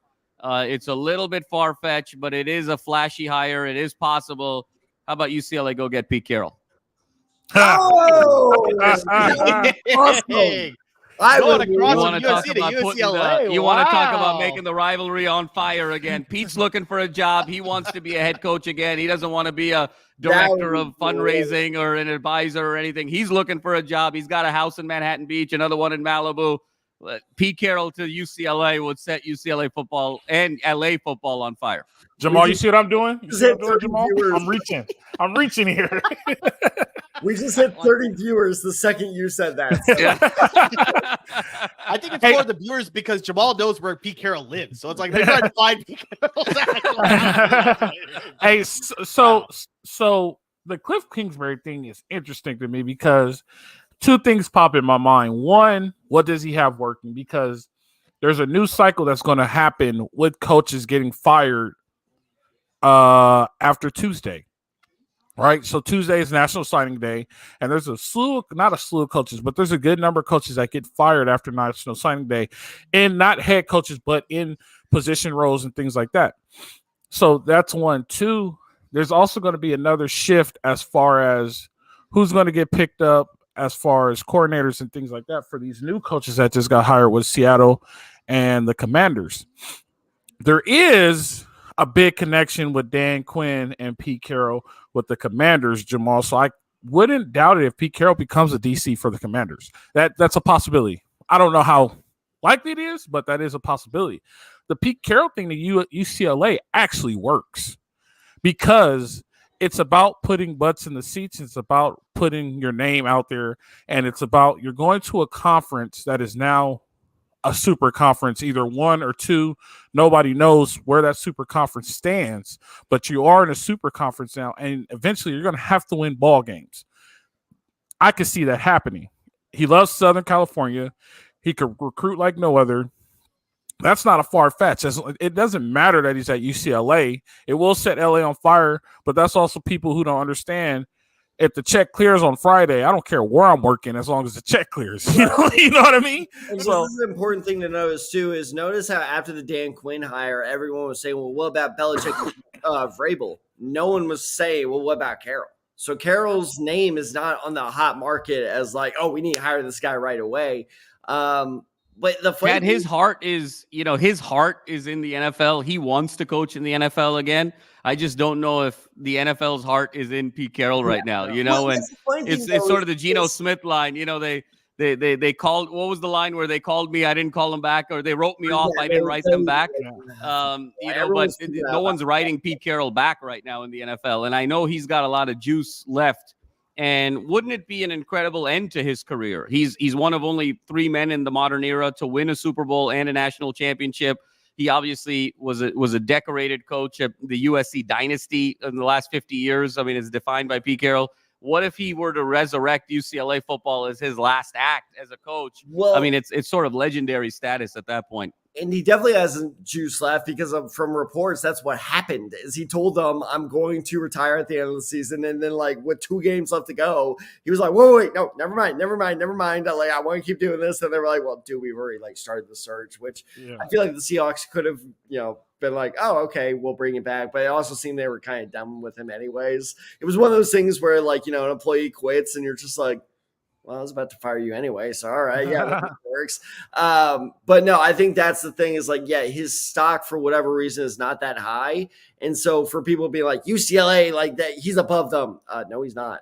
Because it's like no one else is really like dying to hire Pete Carroll right now. So that is a fascinating one. That doesn't make sense to me because if you look at the last 5 years of Pete Carroll to Bill Belichick, right? Let's just take this. Never been bad. Pete Carroll has never had a bad season. Never had a bad season. Like take the Super Bowls away. They're both Super Bowl winning coaches, right? We could check that box. They're both very sound defensive coaches. Let's check that box. The thing is, Pete had control of his roster. Belichick had control of his roster. Who do you give the check to? Pete or Bill Belichick? You'll give it to Pete. 100%. Wait, hold on, real quick. Who do I trust more? The coach who took DK Metcalf or the coach who trusted Devontae Parker to be their number 1 receiver? Let me measure that one first. Right. No, that's what I'm saying. When you look at the last 5 years. Harry, who was a bust too. Oh, yeah. God. Nikhil Harry. But when you look at the last 5 years of those 2 guys' careers with rosters that weren't great, Pete Carroll has had more success in the last 5 years than Bill Belichick. And for you to say, we don't want Pete anymore, but we want Belichick is that you're looking at, and Jamal hits me on this all the time when we do our podcast. You're looking at the past and you're looking at all the national championships, but that window is closing and it's closing fast. If you want something, if you want to flip it, Pete Carroll's your guy, and I think the championship, the glare from the Lombardis are blinding people. Pete has taken a JV team to the playoffs, right? They missed the playoffs with a JV team by a game last year. They've never had a bad season. I think his last 5 years, Pete has actually had all winning seasons, and Belichick didn't. We have to be realistic what we got here. Belichick's not a good GM. He's a football guy, but Belichick wants to have control of the roster. It's not going to work. Pete is the guy that everybody should be going to get. And we have a perfect head-to-head example. Unfortunately, I have to give him her credit here, where, this was our big draft debate all offseason last year, where it was Devon Witherspoon versus Christian Gonzalez. And lo and behold, Witherspoon went to the Seahawks, Gonzalez went to the Patriots, and who was better? Witherspoon by a mile. That dude was a monster this year for Seattle. And Gonzalez was really good too, but unfortunately he got hurt. Yeah, Gonzalez wasn't a bust. He was really good as well, but Witherspoon was much better. And so, yes, Murray, you call that right. Shut up. But bottom line being is that Pete Carroll, and you look at some of those, Seattle draft classes over the last couple of years, Pete Carroll recognizes talent. He is 100% a better, talent recognizer than Bill Belichick. Belichick, I think, gets too uppity for his own good. Honestly, I know it's the joke. He should just let his dog do the drafts for him. I love that dog. I love the dog, but it's just. I love to talk to you guys, but yeah, go for it. Oh, no, I was just saying, I'm not being a homer. I'm just being a realist. I think we just get enamored too much into Belichick's 6 Super Bowls, right? And we get enamored in that, but we're not looking at 6 Super Bowls. It's Brady's 6 Super Bowls. I think we've proven that at this point. And I used to say it was Belichick that made Brady, not the other way around. And Brady has woohoo. Well, Belichick 29 and 38 as a head coach since the Tom Brady era. So I think Belichick still has a lot to prove. All credit where it's due. I was all aboard the Brady is overrated train. As always, he proved me wrong, and that he's an asshole. I hate it. There's another quarterback that's trending on. There's another quarterback that's trending on Brady's line, and he's not getting that credit. Just want to let you guys know that there's another quarterback. There you go. Come on, there you go. Go for it, Murray. I see. Well, the one thing I'll say, Fred, is if Brock Purdy. Look, remember what the first Super Bowl for Brady was, right? Everyone sort of forgets this. It was Greatest Show on Turf with Kurt Warner, Marshall Faulk, and he had the huge upset. So when you're talking about the comparison, Purdy trying to beat Mahomes and Travis Kelce is sort of eerily similar. I know the Chiefs aren't the same Chiefs offensively as they were in the years past, but when you talk about kind of the superstardom, it was a very similar situation of Brady beating the Greatest Show on Turf and effectively ending that dynasty before it got started and began his own. So, hey, does history repeat itself a little bit? I don't see it with Brock Purdy, to be very honest with you. I think he's a game manager, and it's one good throw, one bad throw, one good throw. I think the Niners have got every bounce their way this playoffs, which is maybe some poetic justice from the last 8 or 10 years. Shout out Kyle Williams. But, I think there's an opportunity to see, he's got the stage, Fred, to your point, to sort of prove that wrong. Well, last year he should have. I think they would have won the Super Bowl last year. Just being honest with you, he gets hurt, third play of the game. He would have won the Super Bowl last year, right? And I know it's what ifs and those type of things, but be realistic. He got hurt the third play of the game. They didn't have a quarterback. Defense was on for a very long time. It is what it is. But last year he gets hurt third play of the game. Now all of a sudden he's back in the same situation, stays healthy the whole year. He's going to the Super Bowl. Will he win this year? I don't know. Last year, I think he would have won, but I was think Fred, or is what you're saying is was the Ayuk catch the equivalent to the Patriots tuck rule? Was that the start? Was that the start of something very special? I'm just saying. All I'm saying is that Brock Purdy is trending like Tom Brady. That was like a McDonald's commercial. That catch off his face. That catch, nothing but catch. Detroit's about to lose this. I had a feeling that it was the ladybug. It was the ladybug. I love all the talk here. It's been fantastic, but I do want to bring things back to the Elmer's like, Senior let's Bowl get it because- back on. I'm sorry you guys about have that. run off the No, rails. it's all good. It's all good conversation. I love it all for sure. But I do want to bring it back to the Senior Bowl here because unfortunately, Sam Hartman. I mean, Tad, I don't think you got a chance to speak much about this guy, but just like his draft stock, based on what I'm seeing, is really declining because I mean, there's a lot of just those bad throws I'm seeing. We just had a bad throw where I'm pretty sure he could have had a touchdown to the tight end from Michigan here, and just he overthrew him. And it's just like I'm very surprised to see that he's struggling so mightily here. No, it's funny because I saw him on the roster, and I was like, okay, let me watch Sam Hartman. I'm not expecting that much out of him. And the more I watch this tape, I'm like, he's actually pretty good. Like, why isn't he being rated higher? And this is why.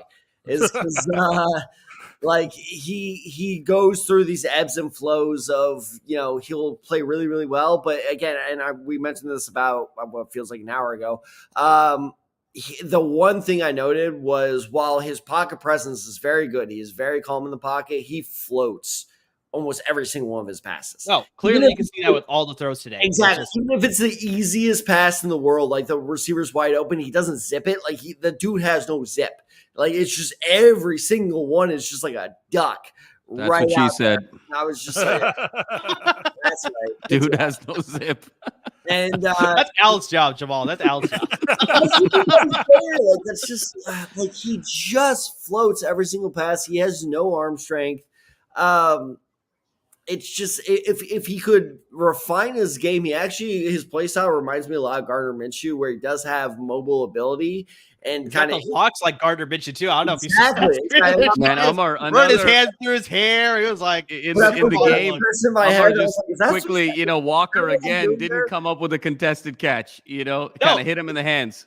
No, exactly. But then also speaking to the fact that it's like he's still able to get open, like Tad sort of saying, if you got a quarterback that can actually rifle that ball in there, potentially it's a touchdown. But with that sort of like that lame duck, that sort of loose your pass, no zip on it, Devontae Walker still tried to make a great catch on that play, but just unfortunately couldn't reel it in with that pressure around him or whatever. But just like these kickers are trash. Man, the Stanford kicker over two is killing me over here. Jeez. Is that his second miss? Did he miss the second one miss? No, actually, just bringing that up. Yeah, so we got Alabama the Stanford kicker. That's Josh Carty, I believe, is the last name here. I'm looking it up on the roster. All we have at Stanford is the kickers in this game, and they're not delivering. God. Joshua Carty, the kicker for Stanford, just missed it wide right. But earlier, Al, you're sort of bringing up the same guy, right? kicker. No, it was the Alabama kicker. It was Evan Reichel, I believe you pronounce it that way.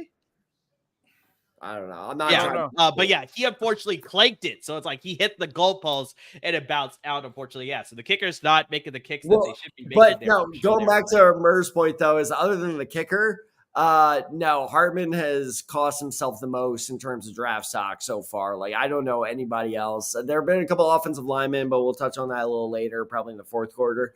But man, Hartman's been killing his stock. Like, but that's what I'll add about Hartman is I was really high on him at the start of the season as a potential dark horse Heisman candidate with Notre Dame. All right, Emmer's ahead of us. You guys saw the play from me. He's ahead of us. But the one thing I'll say, Tad and Amar, is it really speaks to the power of development at the college level because last year Sam Hartman had over 4,500 yards, 45 touchdowns at Wake Forest. He was throwing the ball all over the place. The zip that was missing, Tad, this year, he had it last year. And it was he was lighting it up.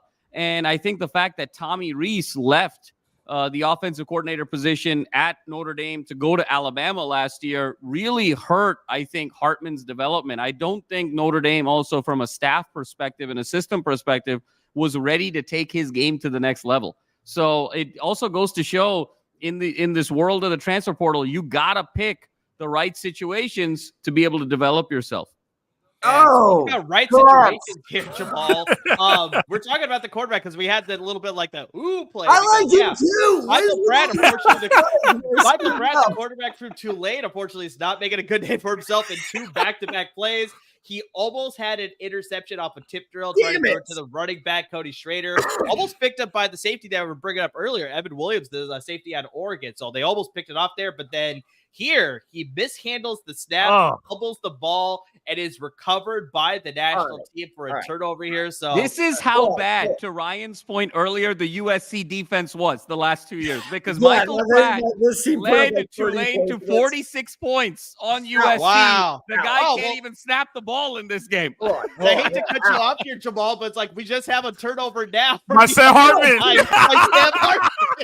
Throwing an interception to the other side. So American gets the ball here again. He's still on his Who is that? That's Brownlee. I'm trying to find the name here. I don't recognize that helmet. Jarvis Brownlee, the defensive back from Louisville, just came up with the interception here. So yeah, back-to-back turnovers. Really, Sam Hart just absolutely tanked this stuff. I mean, he is not playing. He had a minute left in the half. I think Al's sort of like prognostication is true. Everybody that you're bringing up, Tad, has just not been working out. But everybody else we're talking about has been working out so far. Everybody call your friends right now and tell them to log on. We're going to see who Tad likes in the Super Bowl for Underdog Fantasy. Just bet against that, and you're going to be the opposite. You're going to get really rich really fast. Hartman's son, I'm like looking through all my notes right now, especially for offensive linemen. Like expect them to let up like 5 sacks in the second half. But Al, as we sort of talk about this turnover here, Dad, I'll get to you in a second here. But yeah, we just got the turnover here by, like I sort of mentioned, Jarvis Brownlee Jr., the cornerback out of Louisville. So what do you got as far as notes on him? Yeah, so the good thing about him is that he's a Ron English guy, and Ron English had some time in the NFL. But Ron English is also a cover 2 dude, right? That's why he looks so great dropping into that zone right there. So he's gonna work great on. He'll be great on the old dogs who still want to run cover 2 too high in the NFL zone concept type of guy. He's kind of longer than puts on, and when I was watching him, he makes some plays, a lot of recovery plays. So he doesn't panic when he gets beat. He makes a lot of recovery plays. He did really good. You got to remember, Louisville was like top 20 in defense this year. I don't know if it was Ron English or just the dudes, but I think this guy is a late Friday guy just because he has a couple of peaking issues. But I see him being in the NFL, at least make it to a second contract because of the value he has and his lack of panicking. All right. So we're coming to the end of the half here. Score is still tied at 7-7 because of all those turnovers that we had to close out the second quarter. So, yeah, so far, I think it's safe to say we're not huge fans of Sam Hartman so far. So he's got a lot to prove as the draft process moves along. We're liking Devontae Walker, the wide receiver from North Carolina. He's been looking pretty strong there for sure. So those are some of the guys that we're liking through the first half here. But and Bailey's looked really good. Amani Bailey has been looking really good too. He's made a name for himself in the first quarter. Really good game as well. Yeah, for sure. So let's I want to revisit a conversation. Unfortunately, we didn't get to finish the other half of the coin there. We talked about USC prospects. So we talked about Brandon Rice, talked about Marshawn Lloyd, but we definitely have to talk about the big name in today's game. 4 is up for sure for Jamal, the UCLA defensive end edge rusher. I'm not sure how you want to label him, but he is a sensational pass rusher. I think that's for sure. Laiatu Latu, the guy playing in today's game. And then he's the only representative in today's game. So Jamal, feel free to bring up the guys for the Shrine Bowl as well. We got Darius Muasau. We got the Murphy twins, Grayson and Gabriel. And then we got the running back Carson Steele. So, I mean, what do you think about the UCLA prospects in these past 2 games? And yeah, definitely, I've said this before, and Jamal, correct me if you think I'm wrong, but I think Laiatu Latu will be the first pass rusher taken off the board and easily a top 10 pick. You're absolutely right. He's the first pass rusher off the board, top 10 pick. He was the best player in Los Angeles this year. And so that's Dallas Turner. Hold on. Why is he better than Dallas Turner? Because we had this mock draft episode. What was that like? There you go. That's a fair question. So, I mean, yeah, Jamal, how do you think he compares to Dallas Turner? Because a lot of people have Dallas Turner as, like, based on mock drafts that I see. Tad, clearly, obviously. A lot of people have Dallas Turner ahead of Laiatu Latu. So, I mean, why do you think you give the shade to, and I think he's very much ahead of Dallas Turner as well, just based on the tape that I've seen. But you've probably watched more of it than I have. So, yeah, speak to Laiatu Latu as far as why you like him. Here's the thing with Latu and where he's made the biggest jump from 22 to 23. And Will Decker, who couldn't be here, asked Latu a question at Pac-12 Media Day before the start of the season and said, hey, what are goals for you? And Latu said, I'm going for 15 sacks. And both Will and I were like, I love the confidence. Ooh, that's a big number. Ended up with 13 and a half. And what was so significant with Latu this year was in 22, he was a straight line pass rusher and, was very phenomenal in that way. This year, he's just added tremendous variety laterally. And when you talk about his ability to spin, when you talk about swim moves, when you talk about the things that he's doing with his hands, I mean, he's just a prototypical edge rusher. And you can put him on either side of the edge. You can even put him traditionally in the box, and he can kind of get through the line. And he's been able to shed double teams most of the season. He is a special player in every sense of the word, led UCLA's defense, which in 2022 was 87th in the country, to 11th in the country this year. And he was the primary reason why.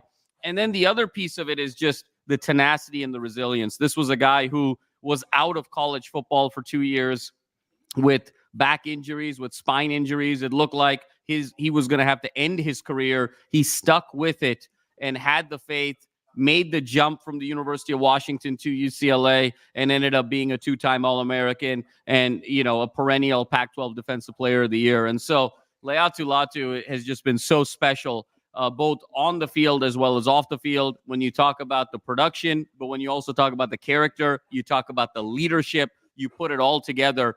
And then let's not forget, he did this in the best conference in America this year. When you look at the litany of quarterbacks, we talked about Bo Nix a lot. We've talked about Caleb Williams a lot. We talk about Michael Penix Jr. a lot. We talk about the Cam Wards. We talk about on and on the list we go. The Shedeur Sanders is. All of those players were in the Pac-12 that Laiatu Latu went up against, and he sacked every single one of them. So when you talk about being a guy who's pro-ready in terms of who he was facing on the other side of the ball, no question about it, to me, Latu was absolutely significant. Dallas Turner is great, but he had a partner in crime at Alabama. Latu was a solo artist. The Murphy twins were terrific, but they were definitely Pippen and Rodman to his Jordan. I have a question for you about Latu, Jamal. So Latu, does he fit better in 4 down or three down? I think he fits better in 4 down.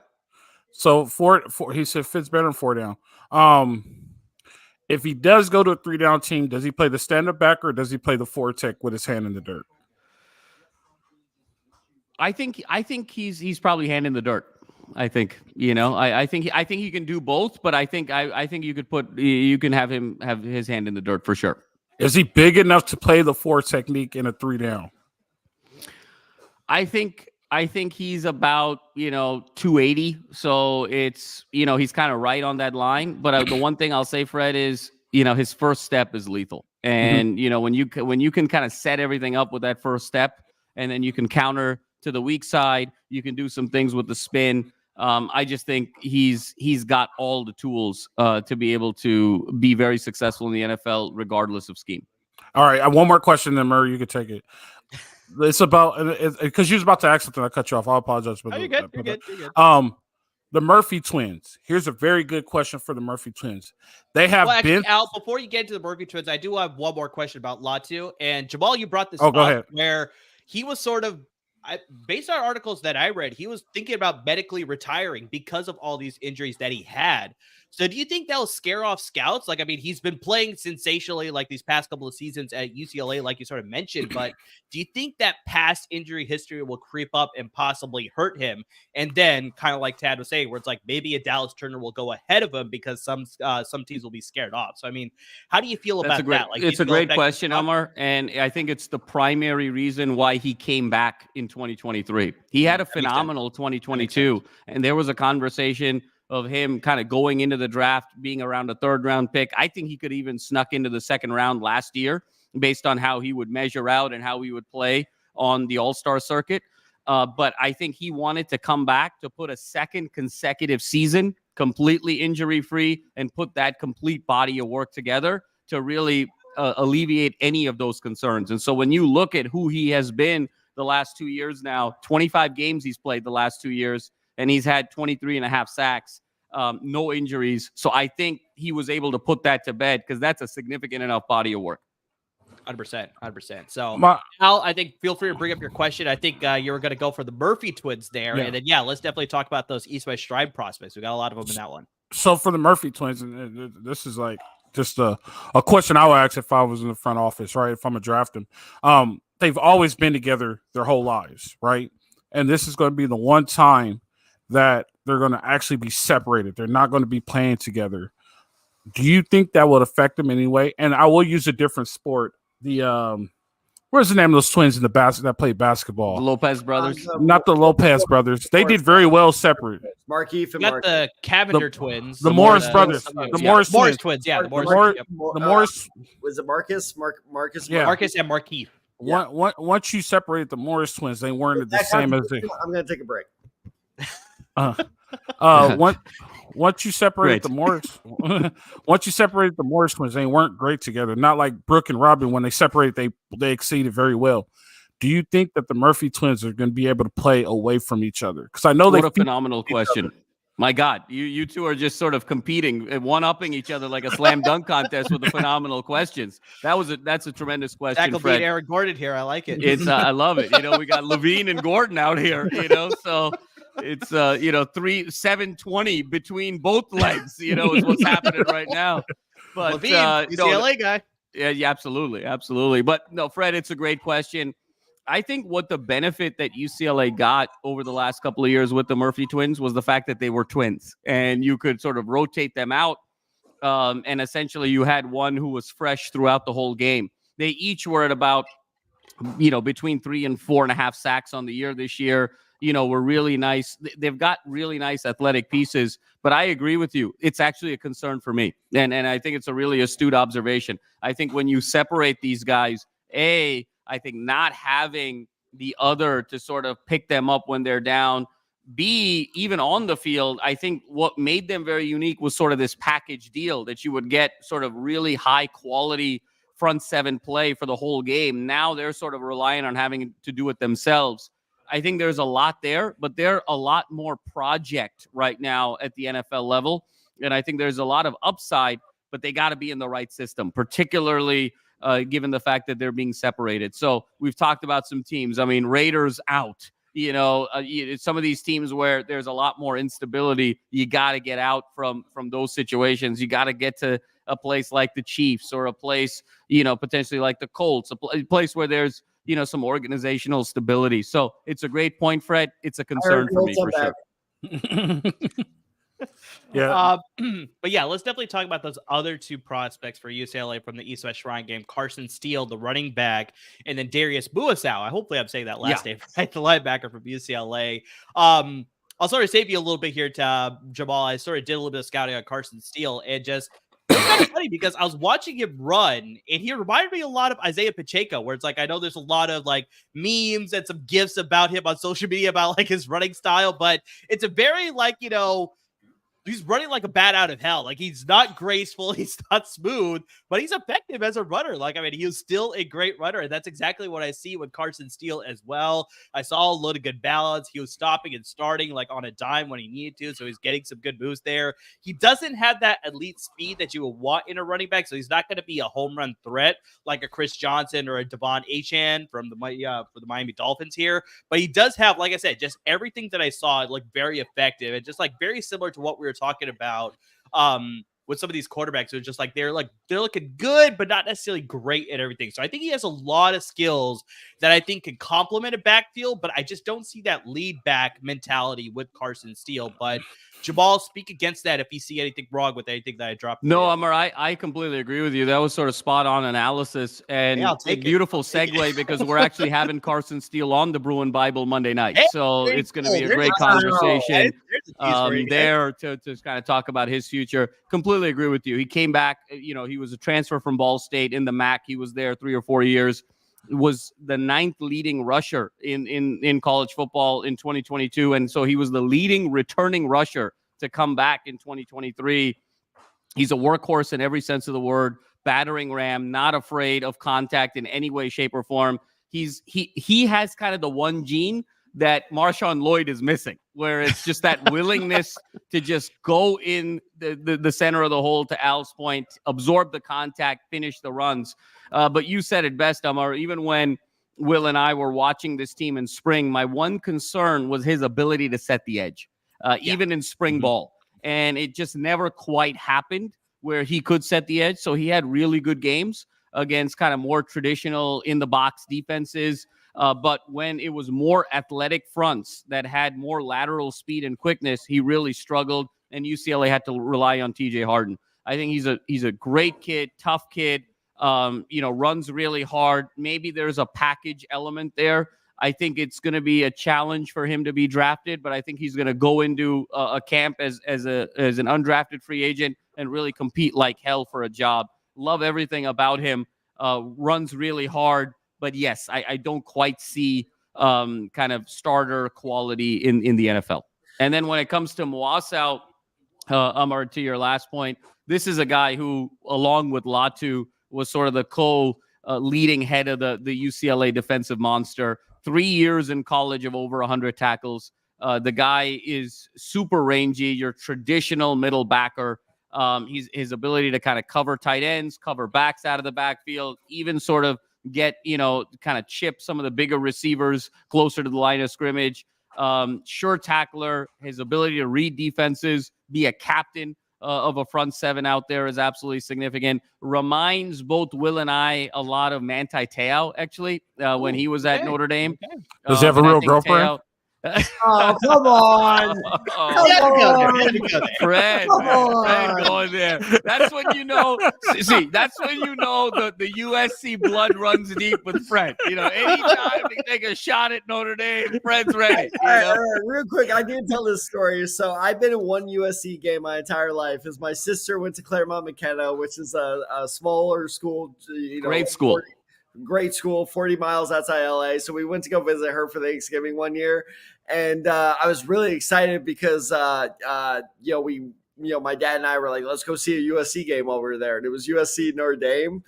And that was when Matt Barkley was at the top of his, Matt Barkley. Like, peak hype, where it was like, this is the next great guy. I was like, I get to watch Matt Barkley play, and he got hurt.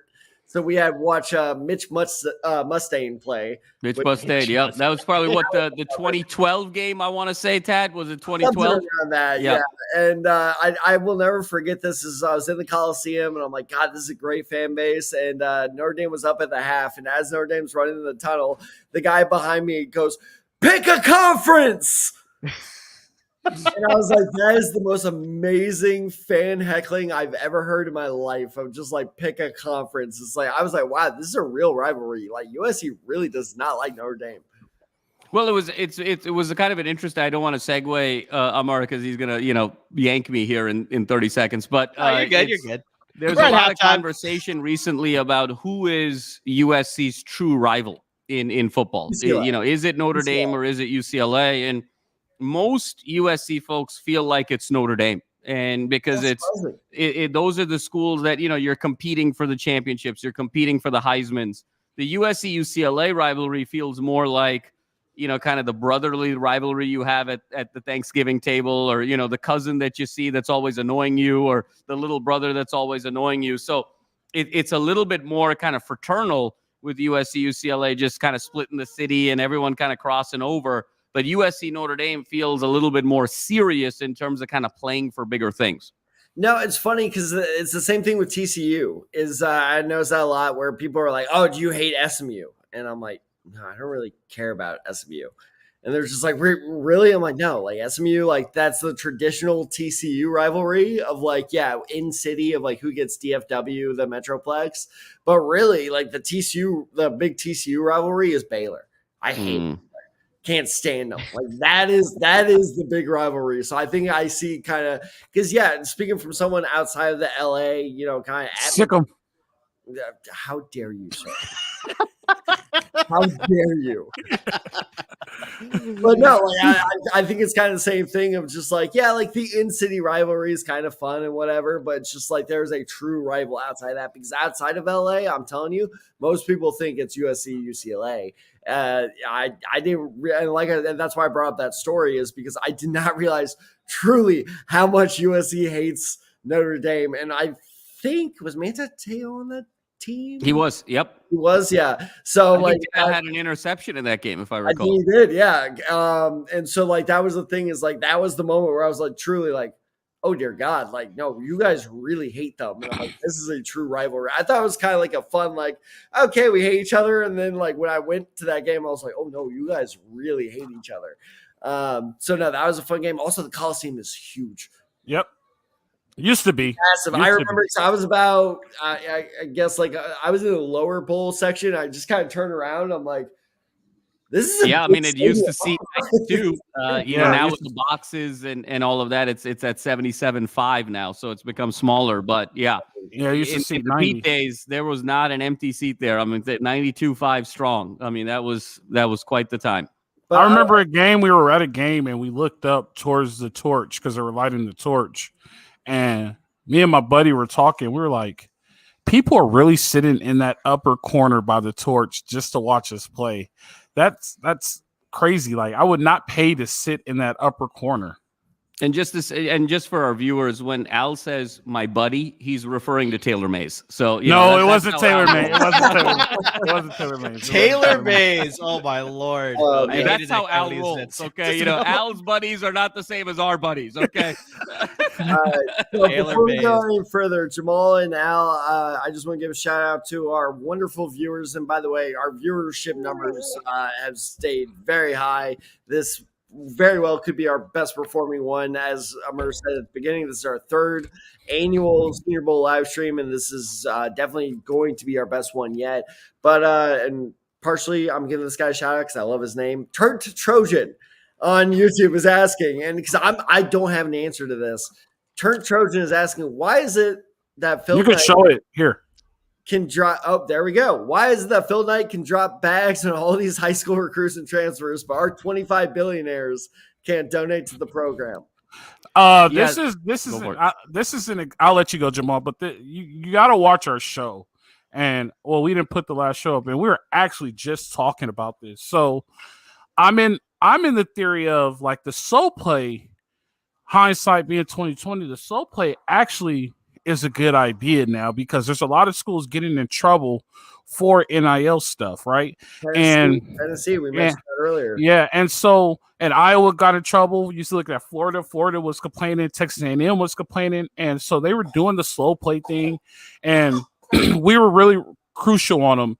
And I mean, Phil Knight drops bags. We have 5 Phil Knights. Easily have 5 Phil Knights. Yeah. But the thing is, and I'm gonna steal Jamal's line, there's no ROI. You don't get your name on the building. You don't get anything out of it. And these people are looking for a ROI, but they're also looking for, if I'm going to invest my money, how do I know in 3 years the NCAA won't be in our stuff? Well, at least to another point, I think SC is slow playing it because they want to do it right.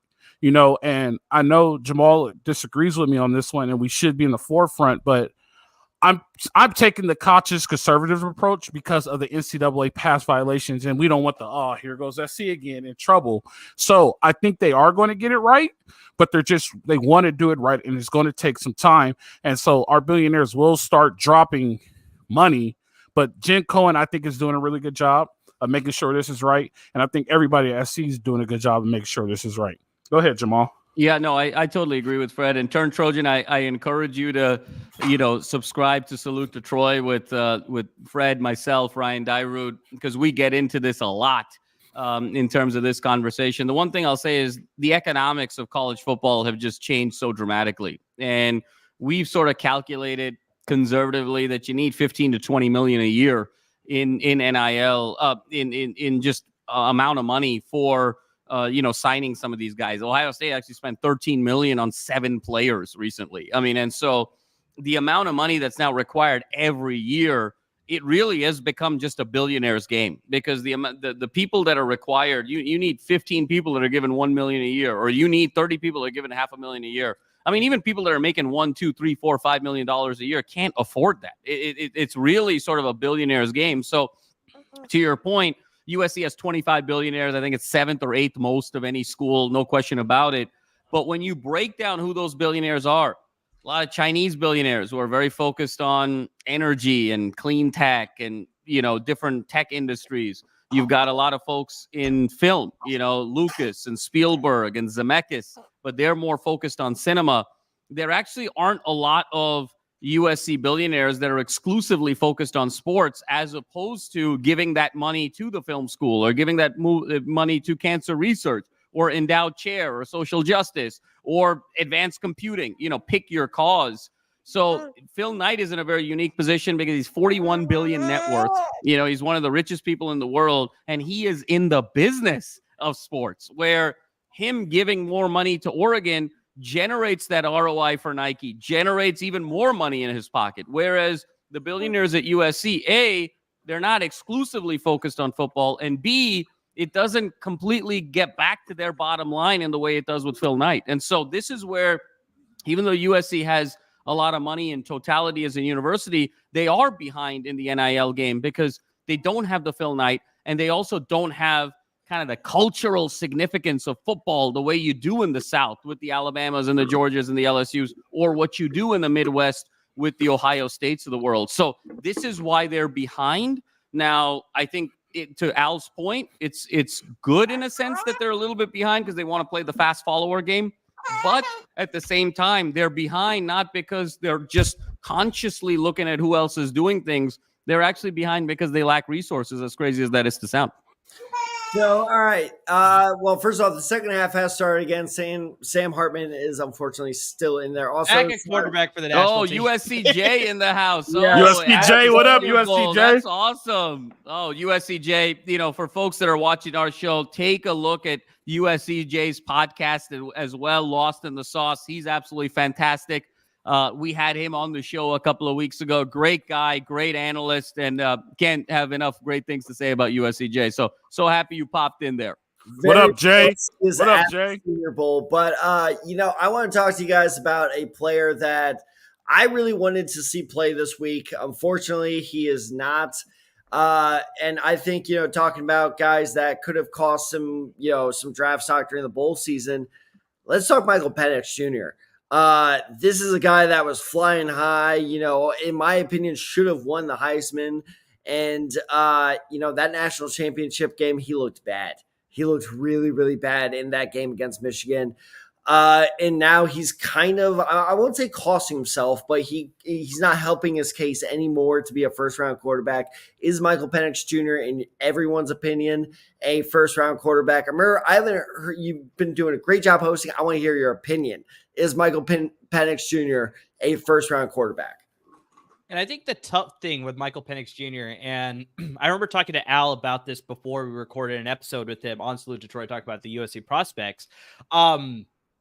Against Texas, he could throw anything he wanted to because Texas defense was just absolutely porous. So it's like you can see why a lot of people can see like that sort of Heisman quality as to why he probably should have won it. But then you put him against a tougher defense in Michigan that actually played a very good game in that national championship game.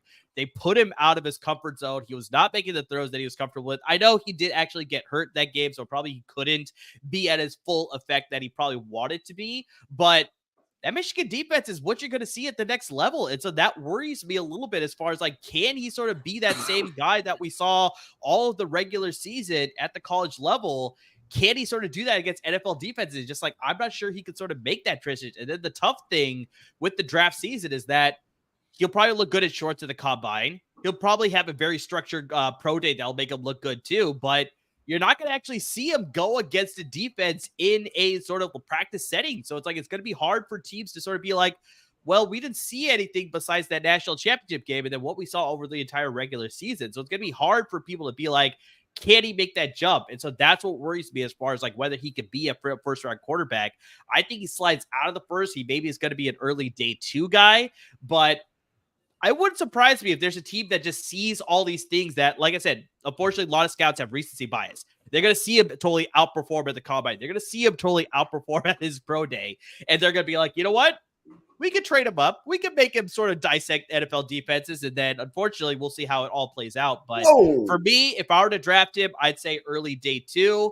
But I think he probably could have that talent where some scouts will see him and they'll be like, you know what? I like everything I see about him. We can work on the read and diagnosing and the progression, all that stuff, and we can make him an NFL quarterback. But for me, if I had to give an answer right now, I'd say early day 2. So you're saying quick, Al, I just got to say that Luke McCaffrey catch was insane. Same. One-hander. I mean, is every McCaffrey Those just a are- baller? Sure. Is every Good McCaffrey just a baller?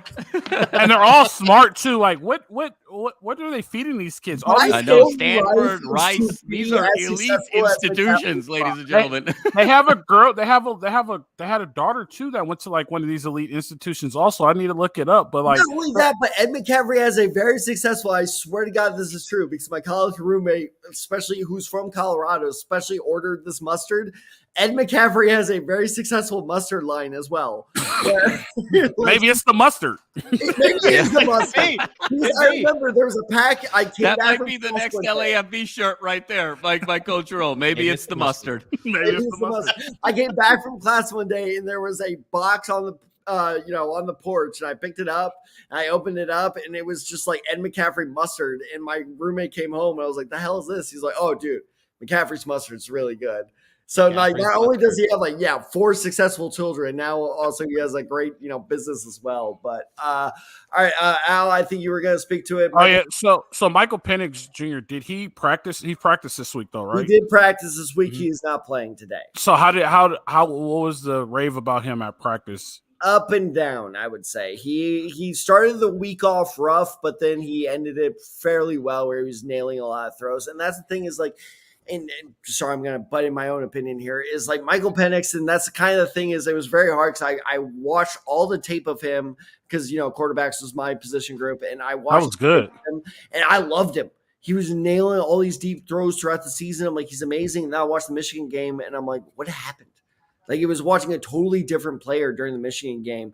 And kind of like what Murr says, it's concerning because that Michigan game, especially if he gets drafted to a bad team, that's the reality you're facing. You're going to get pressured a lot. And he just sailed. I mean, it's all like Sam Hartman. It's like he all of a sudden turned into Sam Hartman where he was sailing on all of his passes. And he was just not putting the proper touch on his passes. And then he just had horrible pocket presence.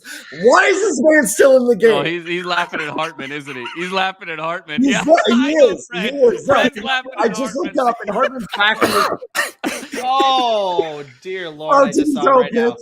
Good God. He was open too. He was open. Oh boy. Oh, he fumbled it. I'm sorry, Ted. I take back everything. This is why I like the Senior Bowl. Oh man, about Sam Hartman before today. I take hey, back what I said here's before. the good news about Sam Hartman. In a couple of months, there's a league that he could play in that he'll probably excel in. XFL. The UFL. Is it the No, UFL, yeah. UFL yeah. or whatever. Yeah, maybe CFL. Well, the one thing I'll say about Penix Jr., or just to sort of close the loop there, is he has the single greatest strength of anybody in this draft in his arm. And so when you talk about the arm, when you talk about the release, if you talk about singular strength, no one has a singular strength as high as Penix Jr. The question, of course, now is his ability to read the defense. And I think he struggled very deeply against Michigan.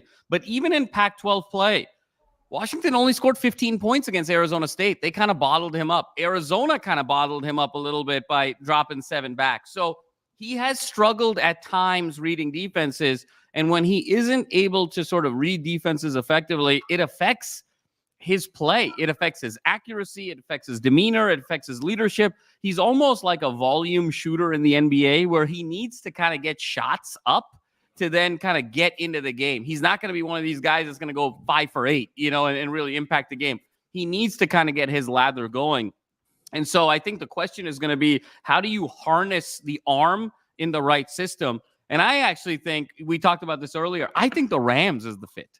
Because when you talk about the arm, right, it's a Stafford level arm, but get him under McVay, get him to sort of understand defenses. That could be the heir apparent. He's not ready yet, but you have him sit with a clipboard for 2 years, learn defenses. That arm talent isn't going anywhere. I think there could be a really nice fit here with the Rams moving forward. Man, Penix and Nakua, that would be fun to watch. That's dirty. That's dirty. That's not fair at all. I just remember just got a field goal by the kicker from Stanford, able to recoup Yes. his losses. Stanford's on the board in this game. Josh Riccardi got a field goal there. So we got the national team at 10 and the American team at 7 now. So we'll see exactly how they get answered there. But yeah, Al, you go for it. Yeah, Amir, I just want to let you know this. When we did the national championship pregame show, I was called a hater because a person thought I was going to talk bad about Michael Penix. I thought you were. I thought because you're a USC guy. And this is exactly what I said. I said Michael Penix talked him up, and he played like shit. So I said he is really good. He is really good. But Michigan's blitz package and what they do at their front is going to tell a lot about Michael Penix and how good he's really going to be. The only place for Michael Penix to go is where they have an established offensive line. He cannot go anywhere where they're trying to rebuild because, like you guys said, comfort, he's great. When he's not comfortable, he's not good at all. You used to see like the national championship game, a lot of back foot throws, a lot of rush throws, a lot of missed shots, right? Because they were getting pressure on him. How much pressure you think you're going to get on you in the NFL?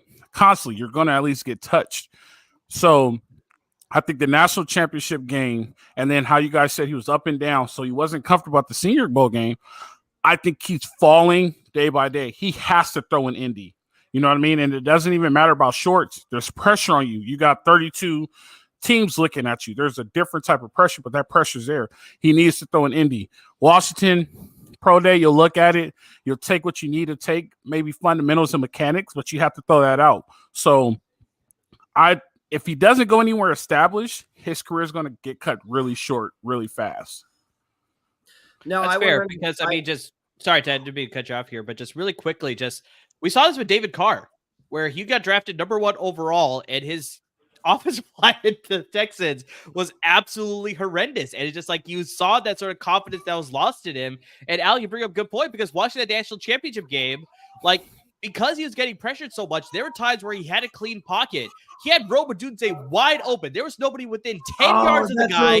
He overthrew him. And it's just like you wonder whether just like that sort of like, ghost in the backfield. I forgot who said that. Somebody in the NFL said that. I can't remember who said that. But just like you wonder whether he saw that where it's just like I'm anticipating pressure, so I need to rush this throw. And so it's like he had Rome Odunze open a lot of times. He had Jalen Polk open a lot of times. But because of that constant pressure earlier in the game and sporadically, I wonder if it just got into his head. He just didn't have that mentality to sort of make these clean throws, even when he was there and he had the pocket and he could hit the wide receiver open. So I liken it very much to David Carr, where he had that terrible line in Houston. So it's like, yeah, like you said, Al, if he lands in a situation where he doesn't have a good offensive line at the next level as well, that could definitely hurt him for sure. I just think that he played himself out of the first round. I don't think that he's going to be able to get back in there. Even if he throws during the combine, looks amazing during the combine. I don't know what quarterback just made that throw, but that was a god-awful throw. I think that Michael Penix is out. I think the 3 quarterbacks that are solidly set in the first round. Jay Daniels is going to go in the first round. Drake May is going to go in the first round. Obviously, Caleb Williams is going to go in the first round. We'll have that discussion in a bit. I think that J.J. McCarthy could play himself into that conversation. Bo Nix, unfortunately, and we talked about this on the kind of preview YouTube short of like put himself back in. Unfortunately, I don't think he had enough play time today to really like up that stock. So I think Penix is going to be a second rounder. The only guy that can really play himself back in is JJ McCarthy. And I think he will end up being a first rounder. I actually have a running bet with a friend for $15 that McCarthy will go over Penix. Can I get in on that bet? Yeah. You think Penix is going to go over McCarthy? Yes. All right. Double down. Yes. I don't. I think that it's not to say, and this is the key thing, that is not to say that I think McCarthy should go over Penix. I like Penix a lot more than I like McCarthy, but I think that people are going to buy into McCarthy's meditating BS way more than like they should, and that he's going to do great interviews and everything. I think McCarthy's going to wind up being a late first rounder. McCarthy, you have McCarthy going in the first round? I think he's going to be a late first rounder. I'll put another 15 on that. He won't go in the first round. TBD. Well, let's talk after the combine. All right, well, let's actually talk about the quarterback that's in the game right now. You said he just had a terrible terrible pass here just a moment ago here, Tad. But we got Carter Bradley, the quarterback from South Alabama. They usually like to get a local guy into the game because the game is played at South Alabama Stadium here. So, I mean, Tad, you've obviously got the quarterbacks. That was the position group you're scouting here. So what can you tell us about Carter Bradley? Well, first off, and if I'm sure you already know this, but does anyone know who he's related to? Bill Bradley. Nope. Sean Bradley. Nope. God, Bradley, I love that one. He's Gus Bradley's son. Gus Bradley. Gus Okay. Bradley. He is Gus Bradley's son. So, looking at his tape, what little of it I could find, which is that took me a while. He strikes me as a good backup quarterback because, his accuracy is good. He doesn't panic under pressure. The only problem with him is he's a little undersized, and on top of it all is he is the quarterback style that is slowly going extinct, where he's not a mobile quarterback. He is, if you ask him to run, if you ask him to throw on the run, that's where his game weakens. And he's just a very traditional pocket passer. He kind of reminds me a little bit. I'm not saying he's going to be this good. It just reminds me a lot of Phillip Rivers. Of if you ask Phillip Rivers, you always do. I'm not saying in terms of play style. I'm not saying in terms of how good he's going to be. But he just if you ask him, if you ask Phillip Rivers to run, you were screwed because Phillip Rivers could not run. And so he's a very good pocket passer. But I see his ceiling as a top tier backup quarterback. Phillip Rivers, the Patrick Ewing of the NFL. That's not bad. That's pretty good. And I'm surprised he's in this early. The quarterback play has been interesting. I thought Bo Nix was going to play a lot more. Michael Penix obviously is a bit of a bummer. The quarterback out of Tulane, Michael Bradley, thank you. I'm thinking of he's not related to Spencer Pratt of the Hills, just in case people are wondering. Not as far as I could find. He underperformed. I actually liked a lot of his tape. So the quarterback play has been less than stellar today. I mean, this game is sort of quickly getting into worst Senior Bowl game in history. I mean, we're starting to flirt with that territory at this point, barring an explosive fourth quarter. We're getting close. We're getting close. It has happened in the past, Jamal. I have seen a Senior Bowl where it was like all of a sudden in the fourth quarter they just turn it on and we get a lot of scoring. So don't put it out there. But I do really want to talk about this because Al, you obviously scouted the linebackers, and we just had a big play by the North Carolina linebacker, Cedric Gray. So speak a little bit about this linebacker class, because I know before we started the live stream, you're talking about this linebacker class is a lot undersized than what we've seen in the past. So just what do you think about the talent just overall? And then, speak a little about Cedric Gray. Yeah, so just to clear it up, I was just saying that linebackers are starting to shrink. Like before, linebackers, Ray Lewis, 250 and things like that. Oh, yeah. Now a big linebacker in today's game is 235, which makes sense because now you have to run with running backs and receivers and things like that. So it's just a shift in the game that linebackers are getting smaller weight-wise, but height-wise they're still the same, but they're more athletic than they used to be. So Spencer Gray, I actually missed him. I didn't see a lot on him, so don't murder me for you. Put me in front of the class. Put me in front of the class. I didn't have the homework ready. Ted, what do you do in that situation? Just out of curiosity, when a kid doesn't have his homework, what happens there with you? I just say okay and move on. I don't have time. I'm just like, all right. Wow, okay. At this point of the year, they've just broken me where I'm just like, okay, you suck, and I just move on.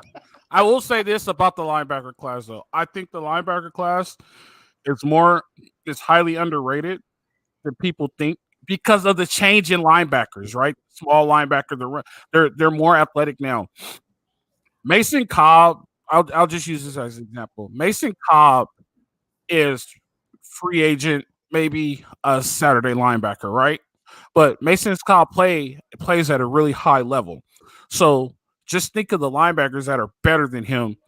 And I think the linebacker position is turning into the running back position, but it's a position that you can't lose, if that makes sense. It's getting undervalued and people really don't care about it. But these linebackers are like the ones that are at the top of the board are playing really good football. And they're really good and they're technical. It's crazy. I don't know. I think we won't see very many go on the first day because of the value of it. But I don't think any goes on first day. Yeah, I can agree. I can agree with that. I don't disagree. But I could see just a bunch of them Friday just started to come off the board. Just like, wow, what happened here? So. And I'll back Al up here is a guy I've talked a lot about on the Decide Guys Fantasy Football Podcast, which, by the way, tune in for your best draft coverage over the next couple months because we are diving deep into the draft after this.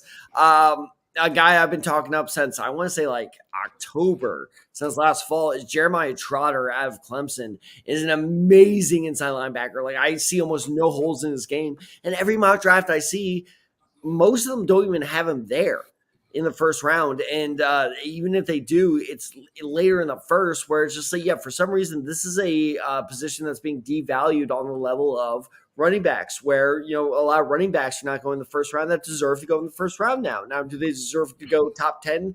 Is Jeremiah Trotter, should he be a top 10 pick? Absolutely not. But he should be in the top 10 consideration. And I was one of the only people saying last year that Jack Campbell is a good player. I was saying Jack Campbell is an amazing inside linebacker.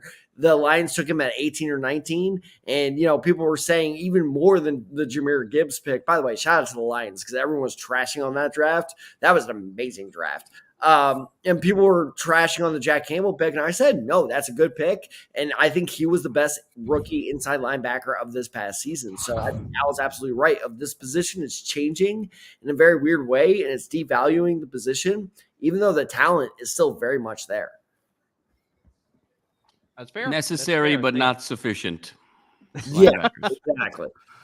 And I think the big thing is just that the game is sort of shifted, where it's like the value for the linebacker, and it's actually happening with the safety class as well. And Al, you could definitely speak on that, but just like, there's a lot of times where it's like you get some high-level safeties, but they're probably not going to go in the first round either. You're prizing those defensive backs. You're prizing those wide receivers. Obviously, offensive linemen sometimes get reached for in the first round, because that's where you sort of need to anchor yourself as far as protecting your quarterback. We're talking about that with David Carr earlier. It's like you need to make sure you're protecting your quarterback, so they get valued a little bit higher than some of these high-level positions at the safety position as well as the linebacker position. So, well, Omar, it's interesting. I mean, what you're saying, I'll just take 30 seconds here. It's sort of a first-order disruption and then the second-order disruption.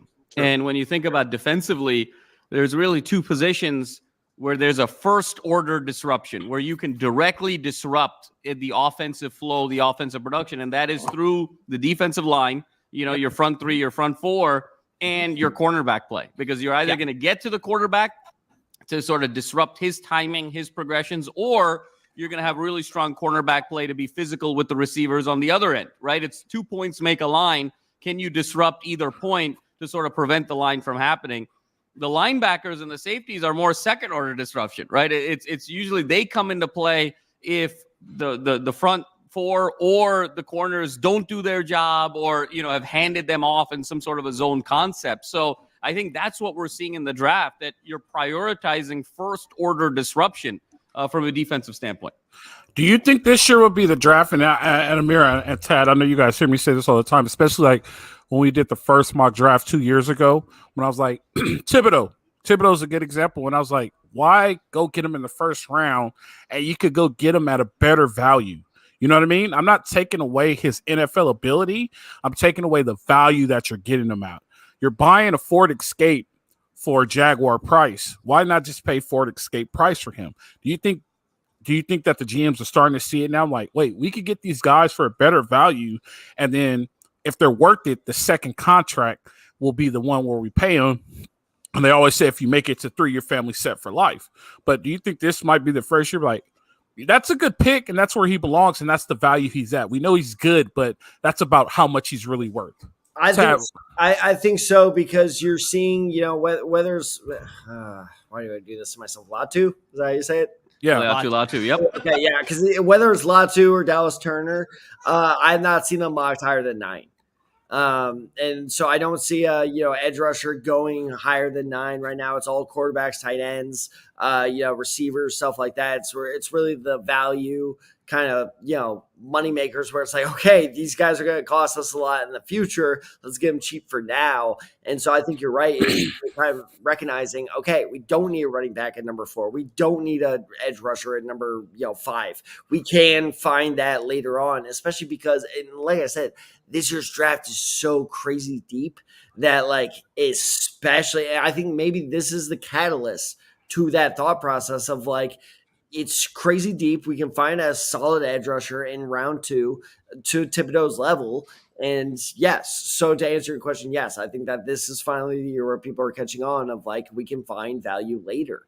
And that's what's going to make this the next couple.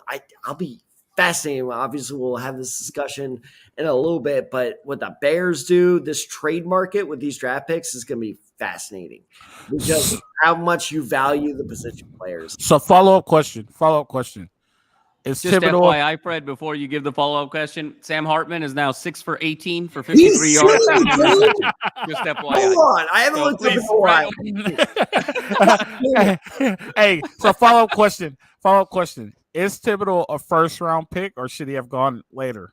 First-round pick, yes. Top 10, he should not have been in there. Oh, so you still think he was a first-round pick? Yes. All right.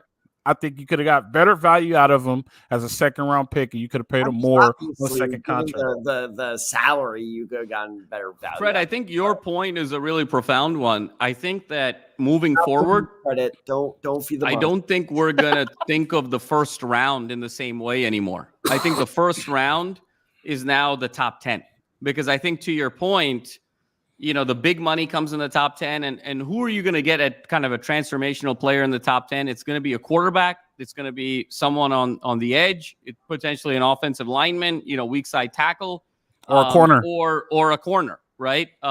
Even receivers to a certain extent are commoditized. Even tight ends to a certain extent are commoditized. It really is just those positions.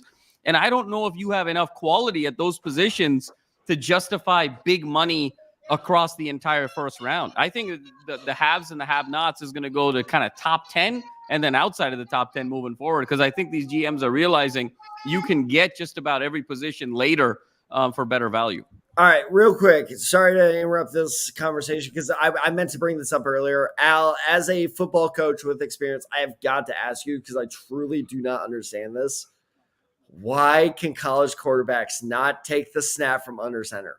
What's so about this? All right, so here's the advantage of going to the gun too, and it's also advantage. It's if you notice, but a lot of NFL tackles are doing it now. But for a while, NFL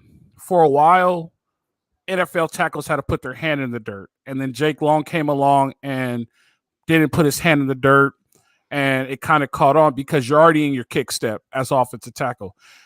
In the gun, you're already at a 5-step drop, right? So you're just getting it now, and your read is already there at a 5-step drop, compared to taking it under center and then turning your back and finding your reads. So it puts college kids at a better advantage because they starting to see the stuff right out of the snap compared to play action or dropping back and seeing it. So they run out of the gun so much that when they get to the NFL, it's like, I've only done it for quarterback sneaks. You know what I mean? Like, they've never done it. And we're going to get to a point to where that was the worst throw I've ever seen in my life. That was a really bad throw. We're going to get to a point. This guy's a joke. We're going to get to a point to where we're going to see less under center from pro quarterbacks too, because it's just where the game is going, and we have to adapt. And the best example I could give you is basketball. Basketball changed. Centers are shooting 3-pointers now, right? They're not backing people down, and that's just Karl Anthony Towns put up 60 points like a week ago, right? Embiid had 70. Yeah, Embiid had 73 on the same night. That was the same night, by the way. Yeah. So, and they're saying, I know this is kind of off sport, but they're saying like a lot of players are doing this like in honor of Kobe. I read an article or something like that. Like, it's like a Kobe vibe because it's year 24. It was the 18th anniversary of the 81. Yep. So they're saying like Kobe's like inspiring them. But anyway, yeah, like the game is just changing. So under center's not done. If you don't do something right, you said, here's a good example. Spencer Rattler, 1,300 snaps. How many of those snaps, if we were to do over-under, how many of those snaps were under center? It's funny you should mention that 6. because that's one of the notes I made was he played a more pro-style offense at South Carolina, but when he was at Oklahoma, because I looked at his tape at both schools, at Oklahoma, yeah, I think 6 is a fair over-under there. South Carolina, they played a more pro-style thing. That's what kind of surprised me. I was like, oh, shit, okay, he can actually handle under center. All the other quarterbacks, I made that note of like, I don't know about this. But it's just so confusing from a visual standpoint because we've had 2 botched under center snaps here in this game where it's just like they're literally putting it right in your hands. Just hold on to it. Well, They're Dan, not. I think It's coming harder than you expect too. The center's taught to put it there. You know what I mean? And if you never do it, it's Go ahead, Jamal. I think to Fred's point, I mean, it is muscle memory, and I think the reason why you go shotgun and you're seeing so much shotgun is that's how the game is being taught, right? It's not even at the college level; it's at the high school level, it's at the pee-wee level because of all the pre-snap motion. How best do you learn defenses, right? It's all the pre-snap motion to figure out, are they running man? Are they running zone? What's the shell? What are the concepts? And so you're doing all this pre-snap to learn it.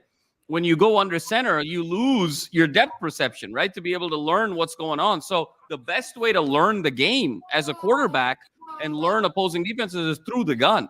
And so because you do that for 10, 12, 14 years, now in 1 week when you got to go under center, you also get a little bit jumpy because you're closer to the line, right? So you can kind of feel them leaning in. You can feel them get aggressive. So there's a tendency to want to pull out, before you even have the ball. So there's just a lot of that muscle memory and comfort.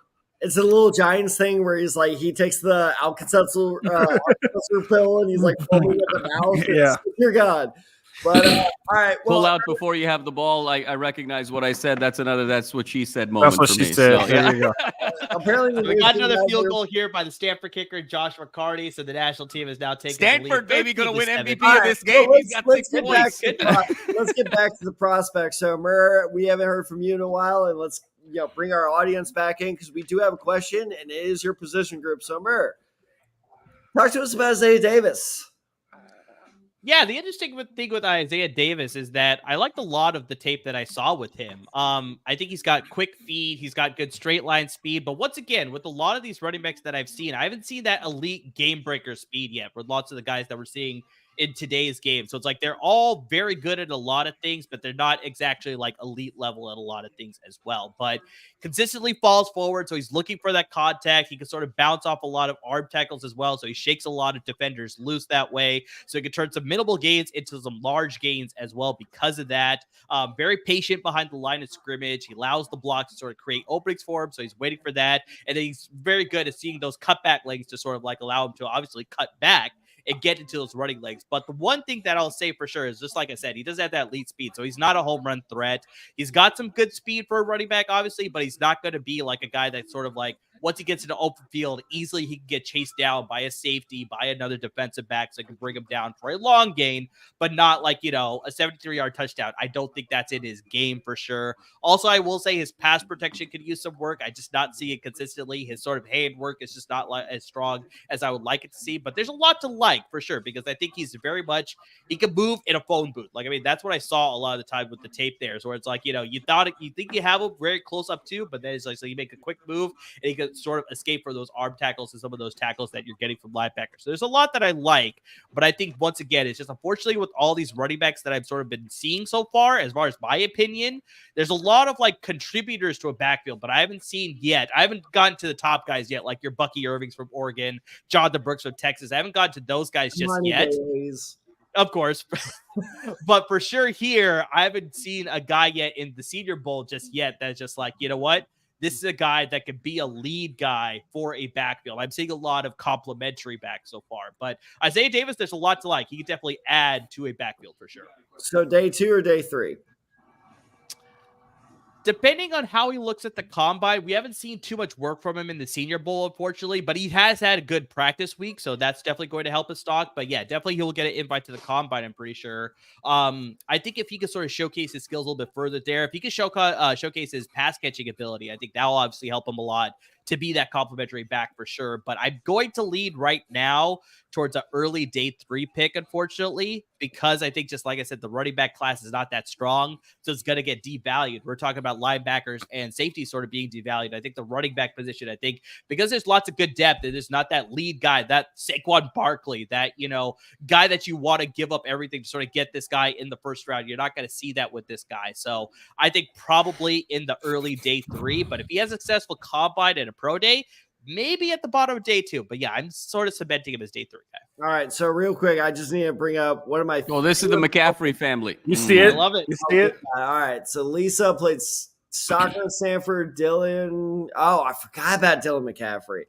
But no, real quick, I just need to bring up this is one. I think it was during our Senior Bowl live stream last year where Jamal, using physics, just ripped apart how stupid this drill is. Despite it being stupid, it is still a massive factor in their draft stock coverage. So with Isaiah Davis, what's his 40 time going to look like? Because I haven't watched any of his tape. So am I looking at like a 4.3 guy, or am I looking more like a 4.5 guy? Oh, dear Lord, not a 4.3 guy. You're probably looking at like 4.5, 4.6. So like I said, he's got good speed, but he's not got that game breaker speed that you want, like a Chris Johnson. CJ Duque, that is not Isaiah Davis for sure. But right, so you definitely got the good speed for the running back for sure. But yeah, I'm looking at something like maybe Jamal tearing apart the 40-yard time using physics was like one of the most. I'm not a fan of it either, but people like it. It's an eye-grabbing sort of thing. So there's other things that you look at when you do run the 40, right? So the 40s, people think of the 40 as, oh, how fast is he? But there's also a 20 and 5-yard split time that they look at, so because they measure your explosion. Drills, I care more about. Actually, just about to bring that up, especially for like linemen, your explosion coming off that line. I think that's probably what a lot of scouts are looking at that 40. It's like, how quick is he able to get off? And that was my point last year. Exactly. Yep. Yeah. So if he runs a 4.6, if it's 20 split is a little bit better than the 4.6, because now you're looking at the explosion, and then you're like, oh, his turnover isn't that great, but he plays downhill, then things start to look great. But 40 isn't about how fast you are. There's like other factors. I wish I would have heard Jamal's physics lessons about the 40. It's amazing. He literally like started off with like, let me break down the physics on this. And I instantly muted my mic because I was like, I don't want to interrupt this. I need to hear this. It was so funny, so random. But speaking of the combine, and obviously a lot of these guys, their stocks are going to be changing over the next couple months. Is who do you guys think may surprise people rising into the first round, and who may drop out of the first round that may shock some people? Let's kick it to Jamal. What do you think? It's a good question. I think that I'm going to go back to sort of an earlier point that we were making in terms of who's going to come. I think the big X factor is JJ McCarthy in this draft. And how do you evaluate him? I think there's a lot of tools there to like in terms of arm strength, in terms of mobility, in terms of decision making. He just hasn't put really any body of work together on the field. So this is a pure potential play. This is a pure, hey, I'm trying to get into the right offensive system. I actually think the fit for JJ McCarthy is the Niners, because it's he's sort of Brock Purdy 2.0 in my eyes.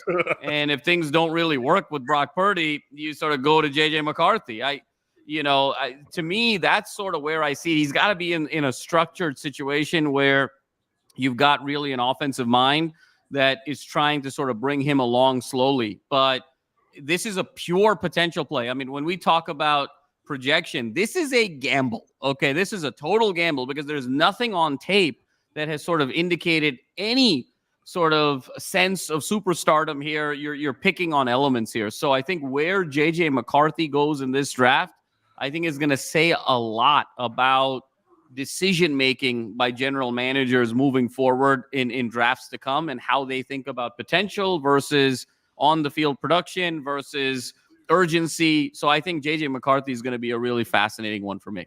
I actually want to interject with a question here, because this is actually something that was brought up during Jim Harbaugh's press conference with the Los Angeles Chargers. Now, he said JJ McCarthy will be the first quarterback off the board. Now, obviously, he coached at Michigan. That was his dude. He's hyping up his own guy. But I mean, obviously, I do want to ask the question, regardless of how silly it is, but just like, is there any validity to that? Then you draft him, Jim. Jim, you draft him then. If that's the case, then you draft him, Jim. Who's got? Is he going to replace Justin Herbert? Is that what he's going to do? Throw at Harbaugh. No, I mean, I'm talking about whether JJ McCarthy goes in the 4th round or whether he goes in the 1st round. But there is no, and I think honestly, none of that would surprise me. Whether he goes in the 1st or he goes in the 4th, I think it's just going to be really, it's going to be really indicative of how general managers are thinking. It's kind of the same thing with Will Levis. Like, I was a little shocked last year when Levis started to slip, and I'm like, is Levis going to go here? Is he going to go here? And then like he slipped to the 2nd round, and I was like, he is still not that surprising though. Like it surprised me a little bit because I thought somebody would pull the trigger on it, but at the same time, I wasn't like floored that Levis slipped into the later rounds.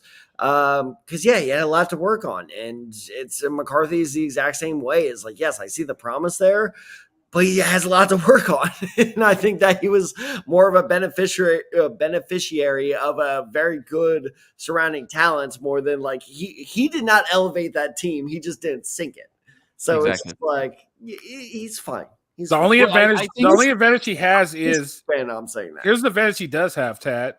Play the over-under game with him of how many snaps he's taken under center. He's taken a lot of snaps under center because he's been playing in like a true pro offense. Well, gonna go 1,100. I don't know. I'm just shit, man. Just throwing it out there. If you don't know the over, I don't know. I'll just throw it out there. Fred makes his own rules, Tad. That's why Fred is special. Okay. I think that's a big reason why his stock is, I won't say so high, but why his stock is where it is because exactly he does play in a pro style offense and you have less of a transition worry. And I think if he played in a, we were just talking about in a shotgun heavy offense, I think that would hurt his stock. And there's no way he goes in the first round. I think the pro style is probably the only thing really keeping him in this first round conversation.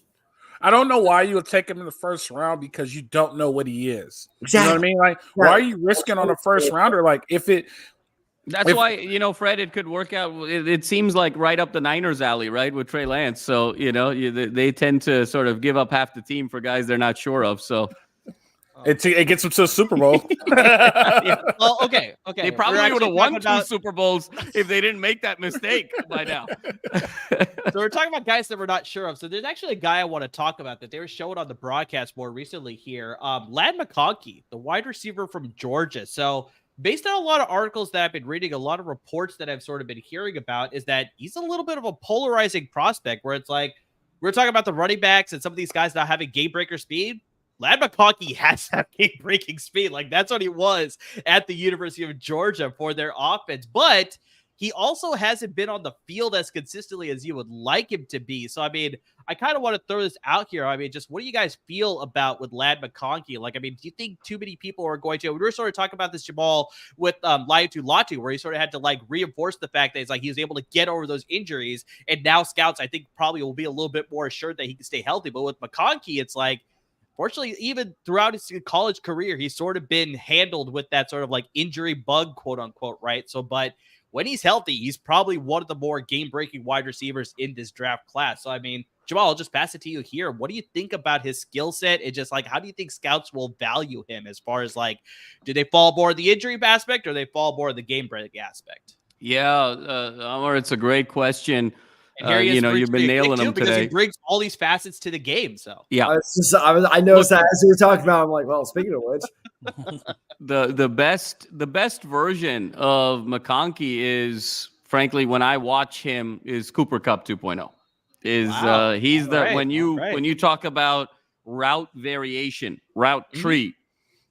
He's pretty seamless. He's probably the best route runner in this draft. I mean, when you talk about just how clean his feet are. It's sort of Cooper Kupp level route tree in that sense. So I think that's something that is going to be deeply attractive to NFL GMs. The fact that he came from, the winningest program here the last 3 or 4 years in Georgia. He understands high stakes, big pressure games. But again, the question is going to be, to your point, the injury and the durability. But I think, when you sort of say, hey, look, you go break down what the injuries were, a couple of fluke plays, in terms of some hits that he took. So I think that in this type of situation, when you're talking draft, you're always kind of having the reward outweigh the risk, especially when the reward could be so high. So I think McConkey is going to be looked at very, very positively. And I think he's going to go higher than people realize because of just the sophistication of his feet and his route running ability. Well, and the thing that makes his feet so durable. Sorry, I don't know if you're picking up those sirens. My new apartment's right off a very busy street. And the ghetto is I'm just happy the cat hasn't made an appearance since the first quarter. Is that he uses the cat realize this is a terrible game, so he's better off sleeping through this one. Yeah, no, that's exactly what he's doing. He is dead asleep. But he does this interesting thing with how he shifts direction, where a lot of receivers will, shift direction using their feet and their legs.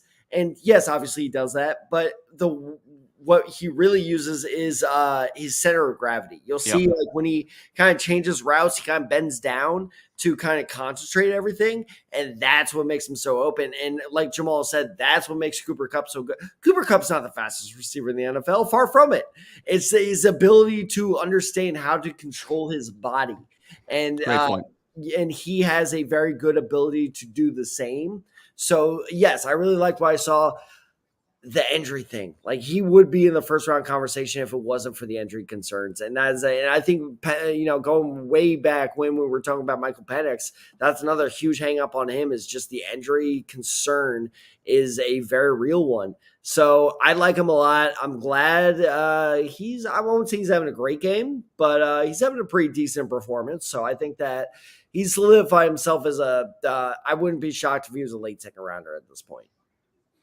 All right, so kind of like Jamal has definitely brought up here, the game has not been the best. So I do want to ask a fun question here. Wait. I want to give you mine, Amir.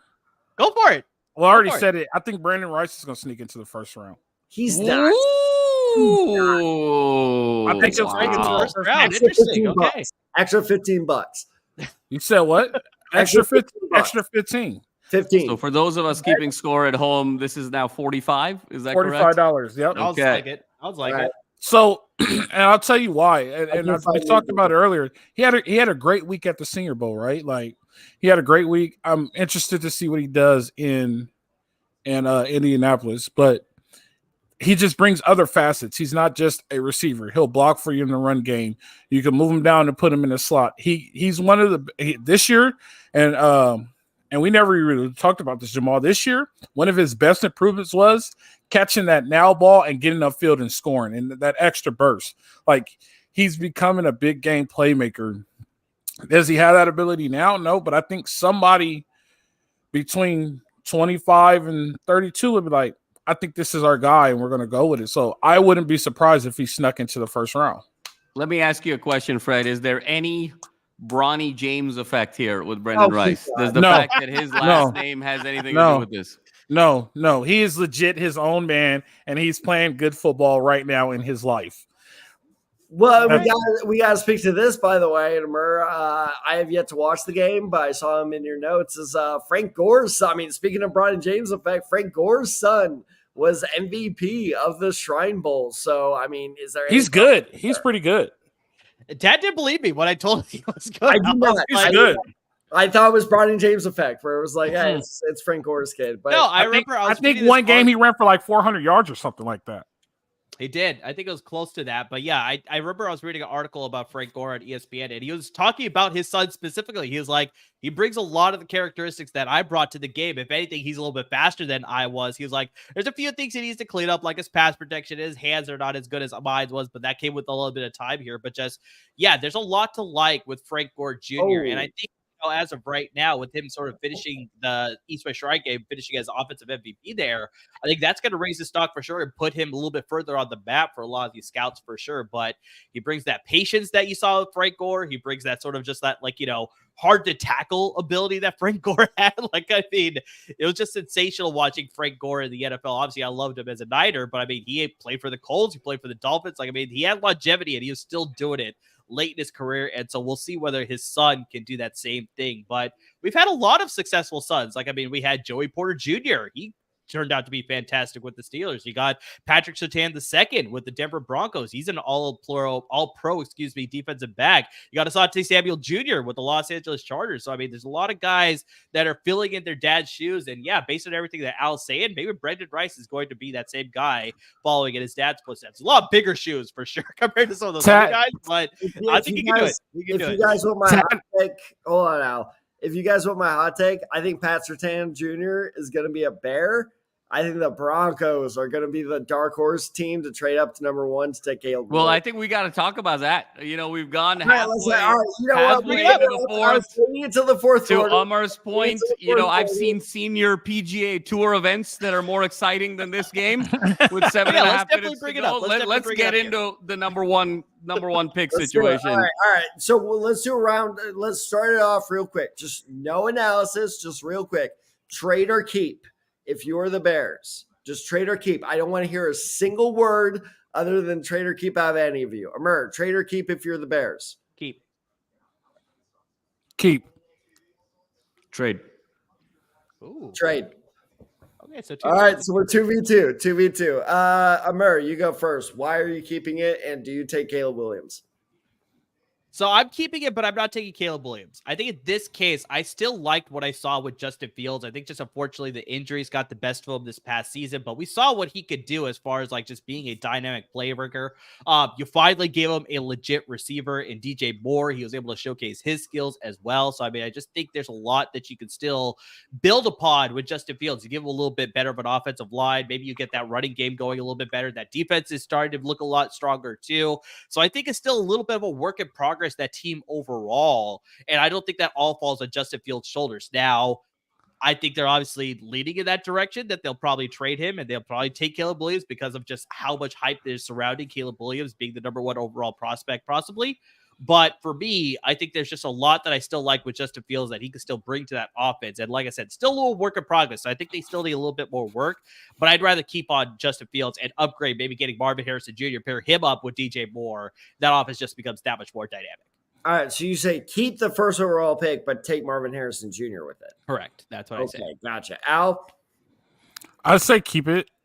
And I'm with Amir. Don't throw out your experiment because I don't think it's completely dead yet. I think you have some route to go. I just think you need a little bit more help, right? So if you're saying trade the pick, you're going to trade it to somebody, and then they're going to kill Caleb's career, right? So the best thing to do is keep it, help what you have now, and try to fix that because you still have 2 more years left to fix it because it's only Justin Fields' second year. Got 2 more years left on his rookie contract. Try to fix that and try to get some success there. So Marvin Harrison Jr., that's actually a good one. If you could get some protection up front, that's a good one, a defensive lineman. But yeah, I'll keep that pick and try to put the best talent around Justin Fields and try to make that work. All right, Jamal, I would trade it. Team, so yeah, I would trade it because similar to sort of the thinking with Amar and Fred, that Fields is 24, Caleb's 22. You haven't had any stability around Fields, and I think there's still a lot to like in terms of his ability to be mobile as well as his ability to throw the ball. He's played 3 years, but there's just been so much instability there. I think this problem goes beyond just Justin Fields. I have questions about Caleb's leadership. I have questions about Caleb's ability to galvanize a locker room. Fred, here we go. And me have got him started. Fred, sort of controversially or not, and he and I are kind of on the same page, said Caleb Williams was a cancer to USC this year. And so how does that, impact, your ability? I think leadership matters, particularly at that quarterback position. And then 3, even if you love Marvin Harrison Jr. at number 1, trade it with the Commanders at 2. And if the Commanders are looking for a quarterback, because even if you like Marvin Harrison, take Harrison Jr. at 2 and you get another pick, right? So there's no incentive at all to sort of keep it at 1 and not get Caleb because there's such a market for Caleb. So, and then beyond, if you don't like Marvin Harrison Jr., you can get even a bigger boatload back if you're going below 2 for that particular pick. So those are the 3 reasons I have for the trade. No, I 100% agree with everything you guys all said. I think we're all in the same boat of just stick with Justin Fields, right? And I think one thing that's being massively overlooked with this entire situation is one of my best friends is a Bears fan, and he's like, he's unsure of whether or not to stick with Fields. If Fields works out, it's great because you're kind of seeing this with the Dolphins right now is, yes, you will have to pay Fields a lot because I hear this rookie contract. Okay, take Caleb Williams, run with the rookie contract. Well, okay, best case scenario, Caleb Williams blows up. He is the next best thing. Well, great. Then you have to pay him $500 million and your team is shit for the next. And we saw this with the Chiefs. And I know the Chiefs just are in the Super Bowl, but like no one was expecting them to do it because their offense, the talent surrounding Patrick Mahomes, because they're paying him so much, is minimal. And so I think that with Fields, you almost get a discount of like $150 million. And that's kind of what the Dolphins are getting as well, is because Tua is good, but you don't have to pay him Joe Burrow money. You don't have to pay him Patrick Mahomes money. So you kind of get a bit of a long-term discount where you know what you got, but you're not breaking the bank for it. And so, it's one of those things like I think the rookie contract thing only really works for about 3 years. So, no, that's exactly it. Jamal, what you mentioned was if someone's trading up with you at number one, they're not doing it for Marvin Harrison Jr. They're doing it for Caleb Williams. They're doing it for Jaden Daniels. They're doing it for a quarterback. So, as long as you don't trade past, let's say 5, I would try my best to stay ahead of the Chargers. I'd be a little scared of the Chargers or the Cardinals taking Marvin Harrison Jr. If you can stay ahead of both of them, then yeah, you're good. And I really do believe the Commanders, the Broncos, the Patriots, they've probably already gotten calls about this. I'd be shocked if the Bears were up at number 1 come April. And I'll just throw a quick angle here, Amar, before passing it back to you, of course, we've got an article on LA Football Network on this from an LA standpoint. There is a world where Caleb Williams and Chip Kelly join forces with the Commanders, where Chip Kelly is the offensive coordinator and Caleb Williams is the quarterback, as part of Caleb Williams' return back home. Everyone forgets he's in the DMV area. There was a lot that was made in the fall about the 5 teams that he had were his preferred destinations. Chicago was not on that list, but guess what? The Washington Commanders were, because it was an opportunity to return home. So there's some very delicious possibilities here from an LA perspective about kind of an odd couple joining forces with the Commanders. Where are the Commanders in the draft? The Commanders are 2? Yep. Commanders are picking at number 2 for sure. Hey, Caleb doesn't need to go to the Commanders. Caleb doesn't need to get drafted until... He's a hometown boy, though. From all reports, he wants to go to the Commanders. I understand that, but Caleb needs to figure out what's best for him. Caleb needs to get drafted 20 and below. Is Bieniemy still there? What's going to happen to Bieniemy? Hasn't been confirmed yet because they did hire their new head coach, Dan Quinn. He has not confirmed as far as the staff, as far as whether they're going to keep Eric Bieniemy, keep some of those guys. But as of right now, we're still in limbo. But guys, I definitely want to get to a question in the comments here. We definitely want to give a shout out to all the people participating in the comment section, ask us great questions. So we have a Rams-based question. We got to ask this here. And Tad, this falls into your plate because he's talking about offensive linemen here. So, I mean, we haven't talked about it here, but just, hey, y'all, this is from Silly Fungi. I think I'm saying that right. But hey, y'all, go Rams. Do you think the Rams move Steve Avila, the offensive lineman from TCU? That's why Dad's got the horns up there. Do you think they move Avila to center and they draft an offensive lineman to replace him? So as of right now, the Rams are currently picking at number 19. So that is actually a pretty good range to find an offensive lineman. Obviously, we're talking about like some of these quarterbacks going in the top 10. You got Marvin Harrison Jr. going in the top 10. So you got a lot of guys that are going to push some of these guys top 10. So it's like you may not be able to get one of those premier offensive tackles like Olu Fashanu from Penn State or Joe Alt, obviously, but maybe some of those guards come into play here, Tad. I don't know, but just like, what do you think about this situation? And just like, what do you think is the value for the offensive lineman at that position around, the middle of the round, 15 to 20, and they're picking at 19, like I said, as of right now. So, no, I don't think there's any center worth taking in the first round. And kind of what we're talking about, the running backs and the linebackers here is that value. You can find the good value for much cheaper in the second or third round. We saw this with, like I said, I rewatched a lot of our live streams, in preparation for today. And both of our reactions when the Bills took Osiris Torrance. Last year, we were just like, damn it. Because it was just like, it was the last pick of the second round. We're like, he's so good. How did he slip to this point? And that's just the value of the position at this point. Is Avila, not however the hell you said it, is Avila a suit for center? Absolutely not. I watched him in college. I love the fact that, by the way, Steve Avila is one of the only rookies not to allow a sack all season. So I'm very happy he succeeded with the Rams. It was awesome to watch. No, he's not a center. That would be a terrible idea. Keep him at guard. He is well suited there because there are a lot of good centers in this year's draft. And this is actually, I'm really excited you asked this question because I love this guy. This is my favorite part of Senior Bowl is when you watch the tape, and you're just like, oh my God, I've discovered my this amazing player. And so I actually wrote out the pronunciation. So let me try this. The center of Florida, who I have been watching today, he's had a good day today.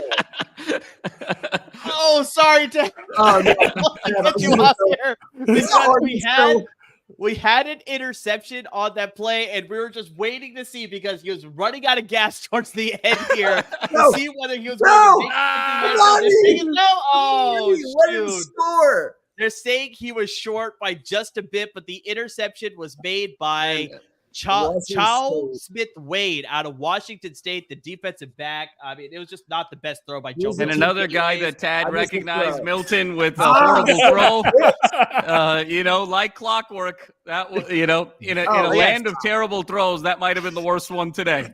So Smith-Wade made the interception. He dove for it. He did get tackled, so then he made the long run. He was running all over the place. Unfortunately, fell just short of the end zone, so it wasn't a pick six. Did that singular play get him the MVP? But a defensive MVP, I think that's the kicker from Stanford is the MVP right now. He has the most. I think it's Bailey. It's Bailey, man. Pretty strong. I mean, this was a 6-0 game after the first quarter, so it's either the Stanford kicker or Bailey. But Al, I definitely want to kick it to you here because you got the defensive backs here. But just, do you have any notes on Chow Smith-Wade? I think I'm saying that name right, but defensive back out of Washington State. Yeah, so I actually seen him play because he played in the conference, and that's he true. was in the conference for a little bit. And he had a couple. I used to have access to film, but then we got cut off. Neither here nor there. So that's heartbreaking, though. But no, he's a guy, and like you see right there, he's a real rangy guy. He's one of those long, lanky defensive back that play corner that has a lot of range. The question I have for him is he a man guy or is he a zone guy? He does open the gate at times at corner, and he gets beat, but he recovers. So he makes plays like he just made right now. He's a recover guy. So the question is, how do you put him in the best situation possible for him to succeed? I don't want him to always recover. So I wonder if he could play zone, but I didn't see a lot of zone out of him because Wazoo ran a lot of a little bit similar to match, but it was mostly man. So real interesting to see how he picks up and how they evaluate him at the next level. Okay. So Tad, really quick, I want to give you the closing point for the question that you're sort of getting to before we That is disappointment. Ladies and gentlemen, this is disappointment right here.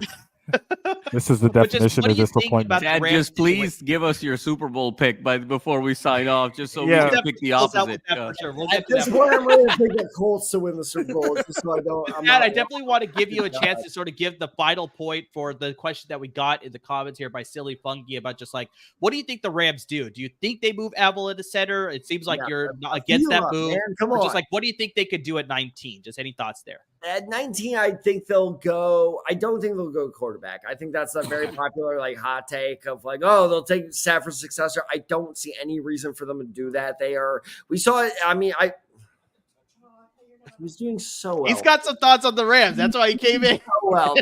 Here's Rams. Yes. But no, I think I actually had the Rams upsetting the Lions in the first round this year because they can still compete. A lot of people did. With Stafford. So I don't see the point of wasting the first round pick they've had in 5 years of of taking Stafford's successor. No, I see them taking an immediate contributor, probably a cornerback. Because that cornerback class is pretty good, especially on the later half of the first round. So I see that, maybe linebacker, defensive lineman.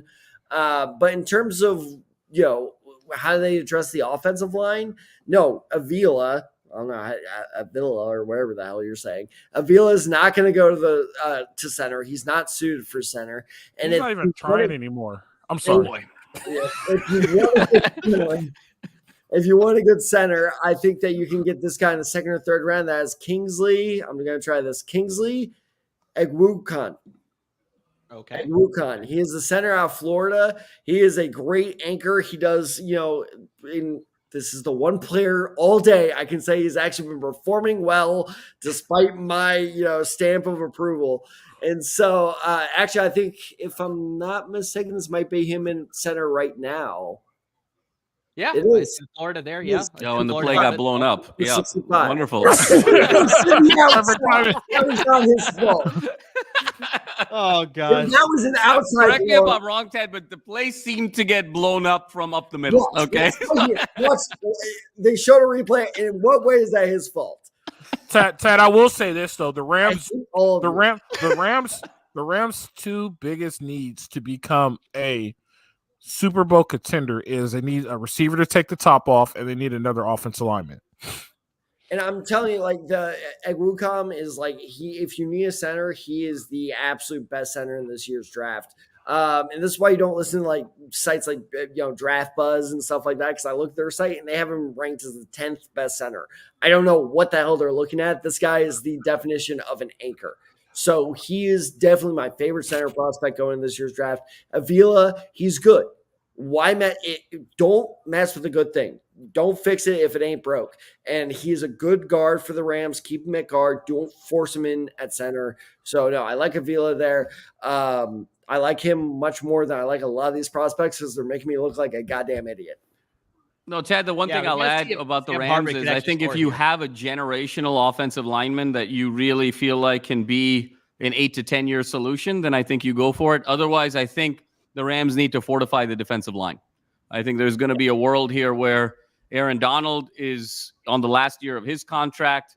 I think they've shown some flashes in the secondary. I actually think the Rams are okay on offense with with Puka and Cooper Kupp and even Tutu Atwell. Robinson has emerged this year. I think if they can get some really nice serviceable depth at the offensive line position later in the draft.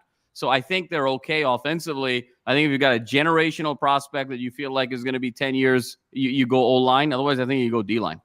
And it's good news because O-line and receiver are probably, especially offensive tackle, two of the deepest classes I've seen in a while here is where like there's a good receiver that, again, Murr and I kind of talked about this a couple episodes ago of guys who should have stayed, guys who should, who made a mistake declaring early. A lot of them did at the receiver position because a lot of them would have been like, you would have been easily first round next year had you stayed, because especially next year's receiver class as it stands now, not that good. So that's really good. And another guy I just briefly want to mention, I won't talk about him too much, but a guy who I was shocked at how good he was. And this just shows how deep this draft is, because he would be a lock for a top 10 in any other year's draft, is the Oregon State tackle Talisi Fuaga. I think Fuaga. That dude's awesome, and the Rams have a very real chance of landing him at 19, which is crazy because any other year draft where O'Shanu's not in the draft, Joe Alt's not in the draft, that dude would be a top 10 pick, and the Rams have a very real chance of getting him. Yep. No, I think that's a great point. And I think the Stanford kicker may have locked up offensive MVP of this game.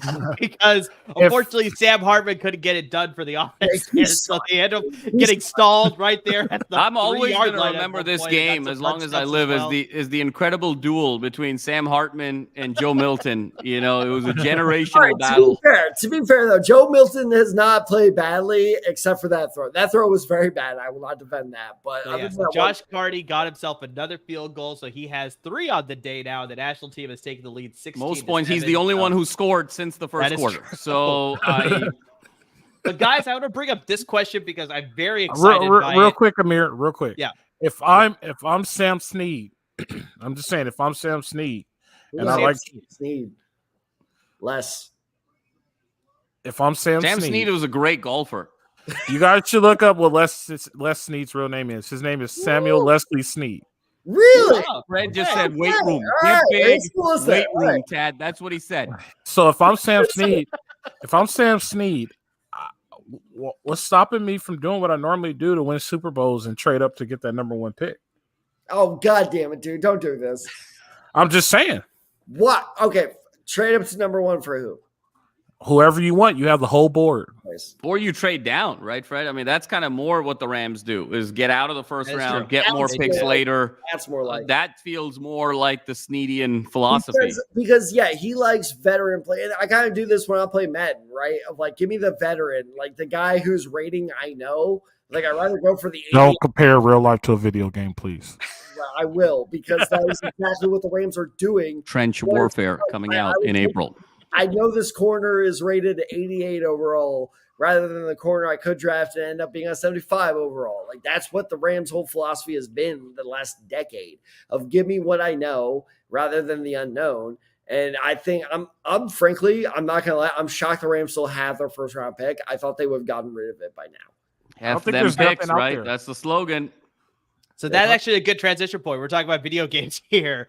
That's a topic I want to bring up here. So we're finally getting an NCAA football game this year. I am so excited for it. Release date is July 12th. I am so stoked for it. But here's the question I want to ask you guys.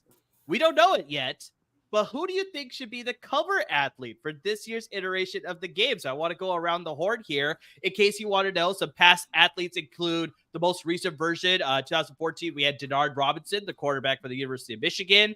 In 2011, we had the quarterback for the University of Florida, Tim Tebow. USC, they had a cover athlete. In 2007, Reggie Bush was the cover there. And of course, who can forget 2008, we were graced with the cover of Jared Zabransky from Boise State, the quarterback. I had to close it with that one. So, guys, just based on the past season, just who do you think has the best shot to be the cover athlete? I'll go around the horn here. Al, let's start with you.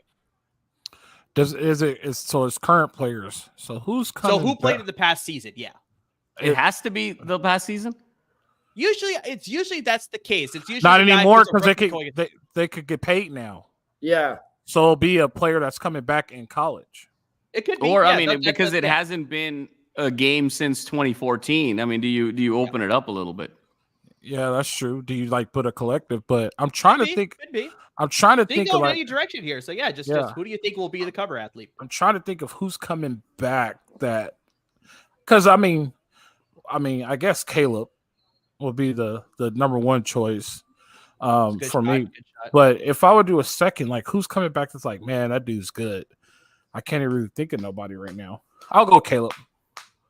Caleb Williams. Okay. Tad, who do you think will be the cover athlete? How about this? Hypnotoad.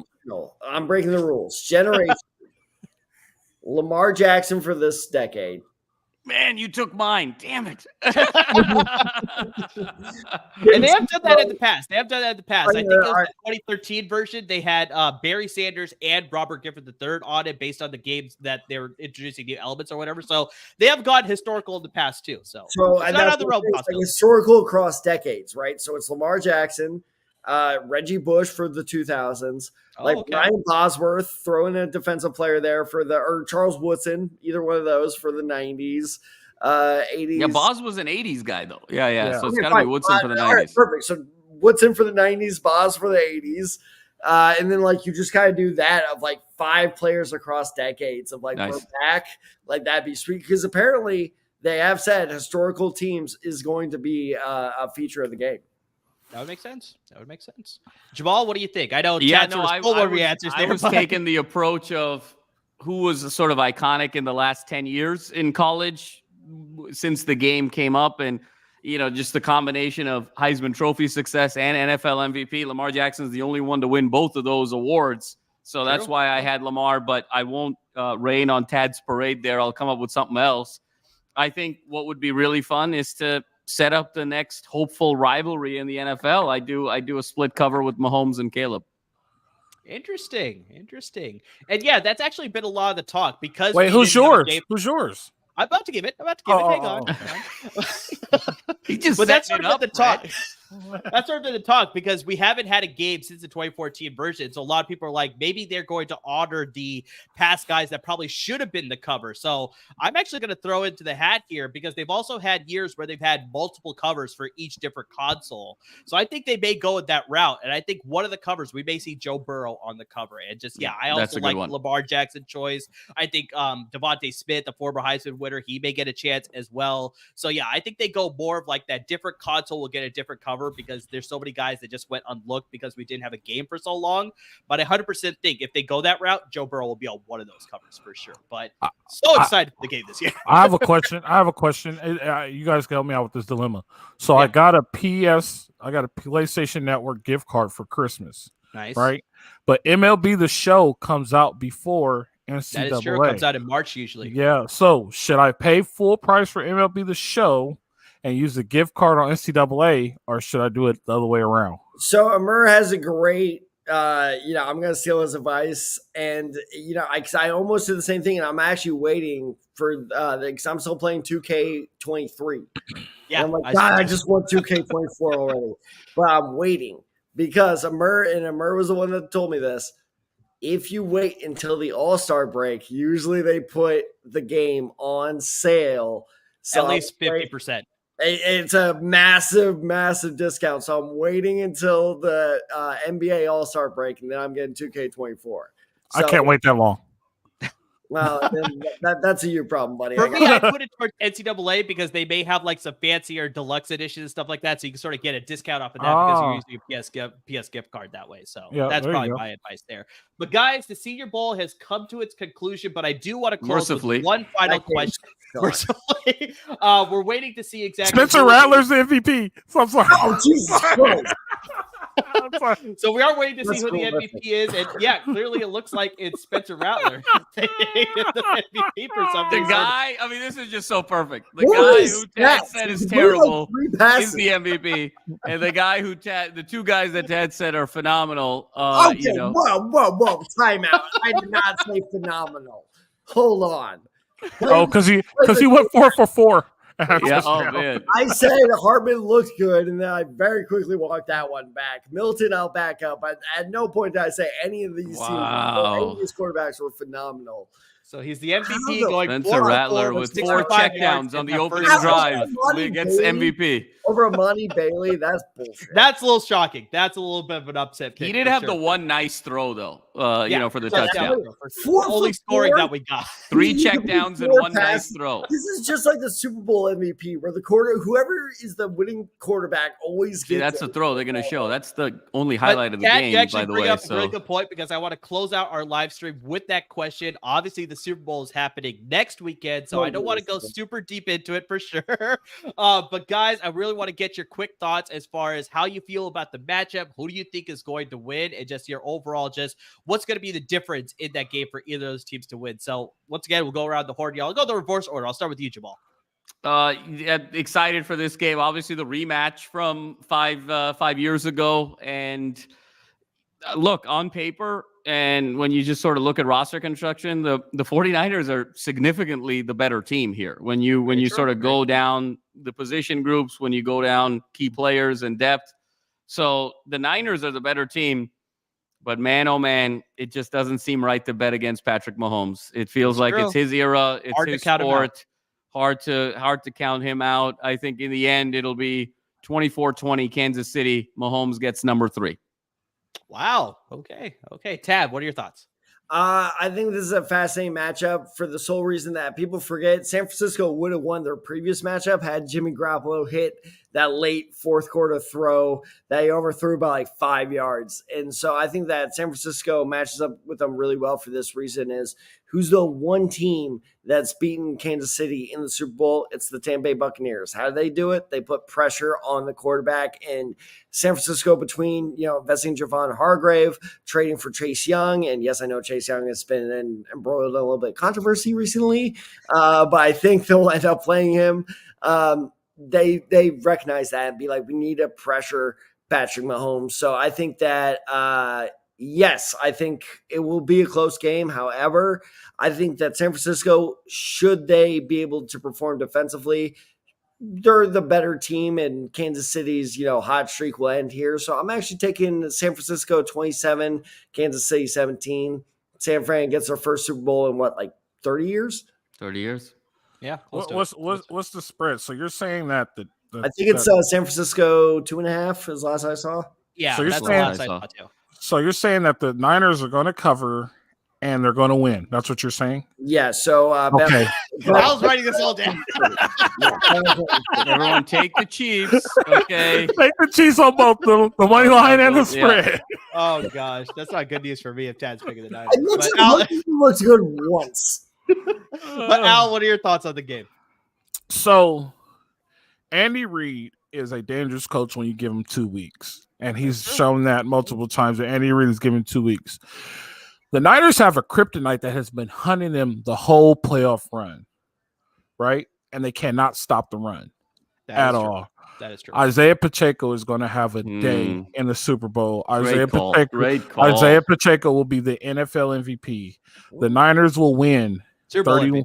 Super Bowl MVP. Sorry. He's not that good. He's not that good. I apologize. I love that pick, though. Man, I love Isaiah that pick. Pacheco will be the Super Bowl MVP. He'll be going to Disney World. The Niners will win by 10, 31-21. Not the Niners. The Chiefs will win by 10, 31-41. Pacheco's the MVP, but on the losing no. team. That's an interesting call. The Chiefs. What was that, Will Chamberlain? There's no way Taylor Swift isn't on that podium with the confetti. Okay, yeah. So the Chiefs will win. The Chiefs will win 31-21. Isaiah Pacheco will run for 100+ easy. I like it. Love the pick by Fred. Man, oh man, he's outdone himself today. I'll close this out here. I'm definitely obviously rooting for 49ers, but Jamal, don't be a homer.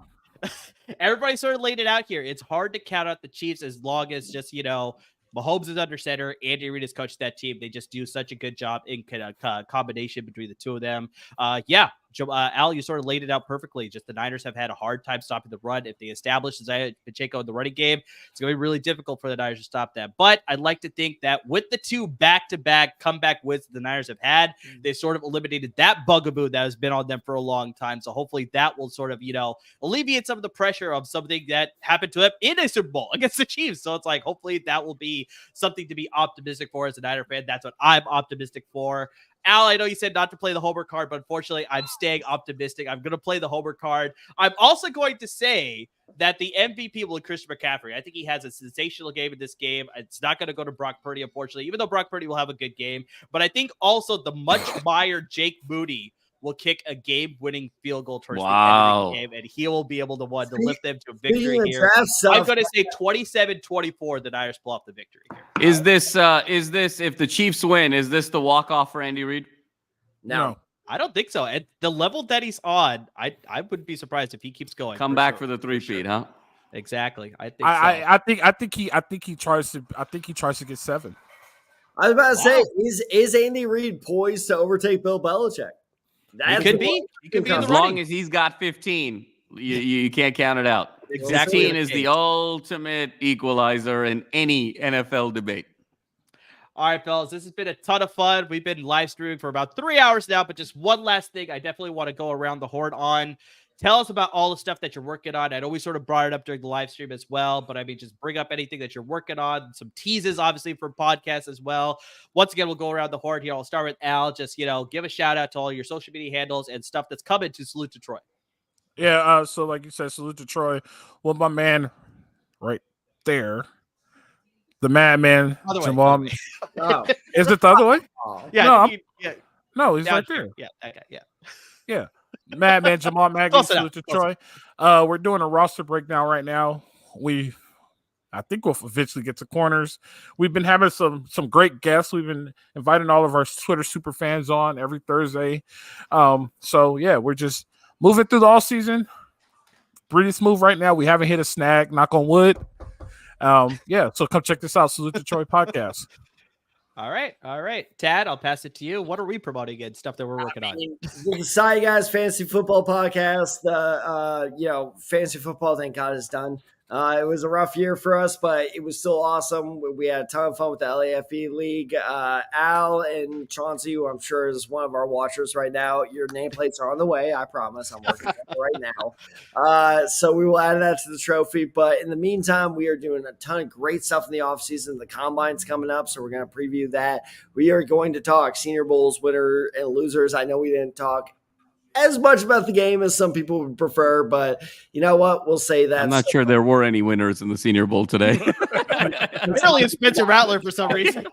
That's why we did not talk about it. But, we have a lot of great draft coverage coming up over the next couple months. And, of course, we are going to live stream day 1 and day 2 of the draft. TBD on day 3. We kind of ran out of energy towards the end of last year, but we'll see. But the first round with me, Al, Amir, that was the most fun I've ever had watching a draft. That was so much fun. Al, don't podcast and drive. man. I don't think I will have to this year. So okay, that's good. You won't be up in the airport at your kid's soccer game because that was usually. I was at the park at my kid's baseball game. Baseball game, that's what it was. And I was still able to do it, and I only missed like 4 and it was greatly appreciated, but it was just hilarious because like pick 15 out randomly like came in on the highway. We're just like, just stop, just get home. But we're gonna call commitment. We're gonna do that. And greatly appreciate it. So we're gonna do that again with the live draft commitment. But yes, just for all your best draft covers, tune in to the Decide Guys. You know, Tad 94, Murder Decide 23 on Twitter and Instagram, and of course the Decide Guys on both Instagram and Twitter as well. We will answer all of your questions as we can throughout the draft process.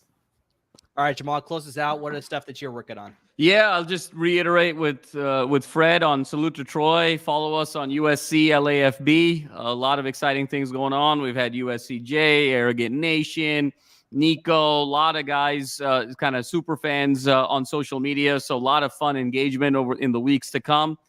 Follow us, obviously, with the Bruin Bible and UCLA LAFB. We've got Carson Steele on. I think there's going to be a lot of movement here in terms of Chip Kelly's job the next couple of days. So tune in to some emergency pods on Bruin Bible as that happens. Me and Will got you covered. We're also doing a little bit of UCLA basketball sprinkled in. So lots of excitement there.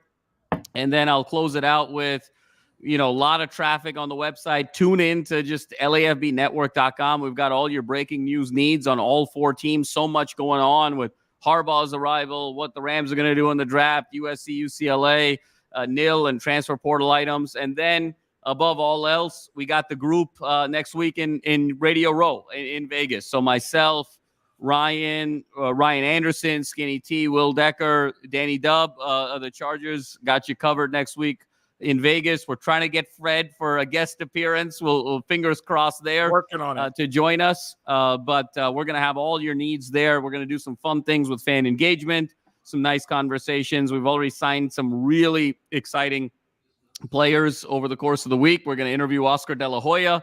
We've got some fun things going on. So keep it right with LAFB, USC LAFB, UCLA LAFB, LAFBnetwork.com, and stay tuned on Radio Row coverage next week. Couldn't have said it better myself. That's a perfect way to close it out. But guys, we appreciate everybody who tuned into the live stream, who participated in the comments, who's subscribing to the social media handles that we all listed out. Just any way that you're supporting LAP Network, we appreciate you guys. Have an awesome rest of your day. Fight on. Forza.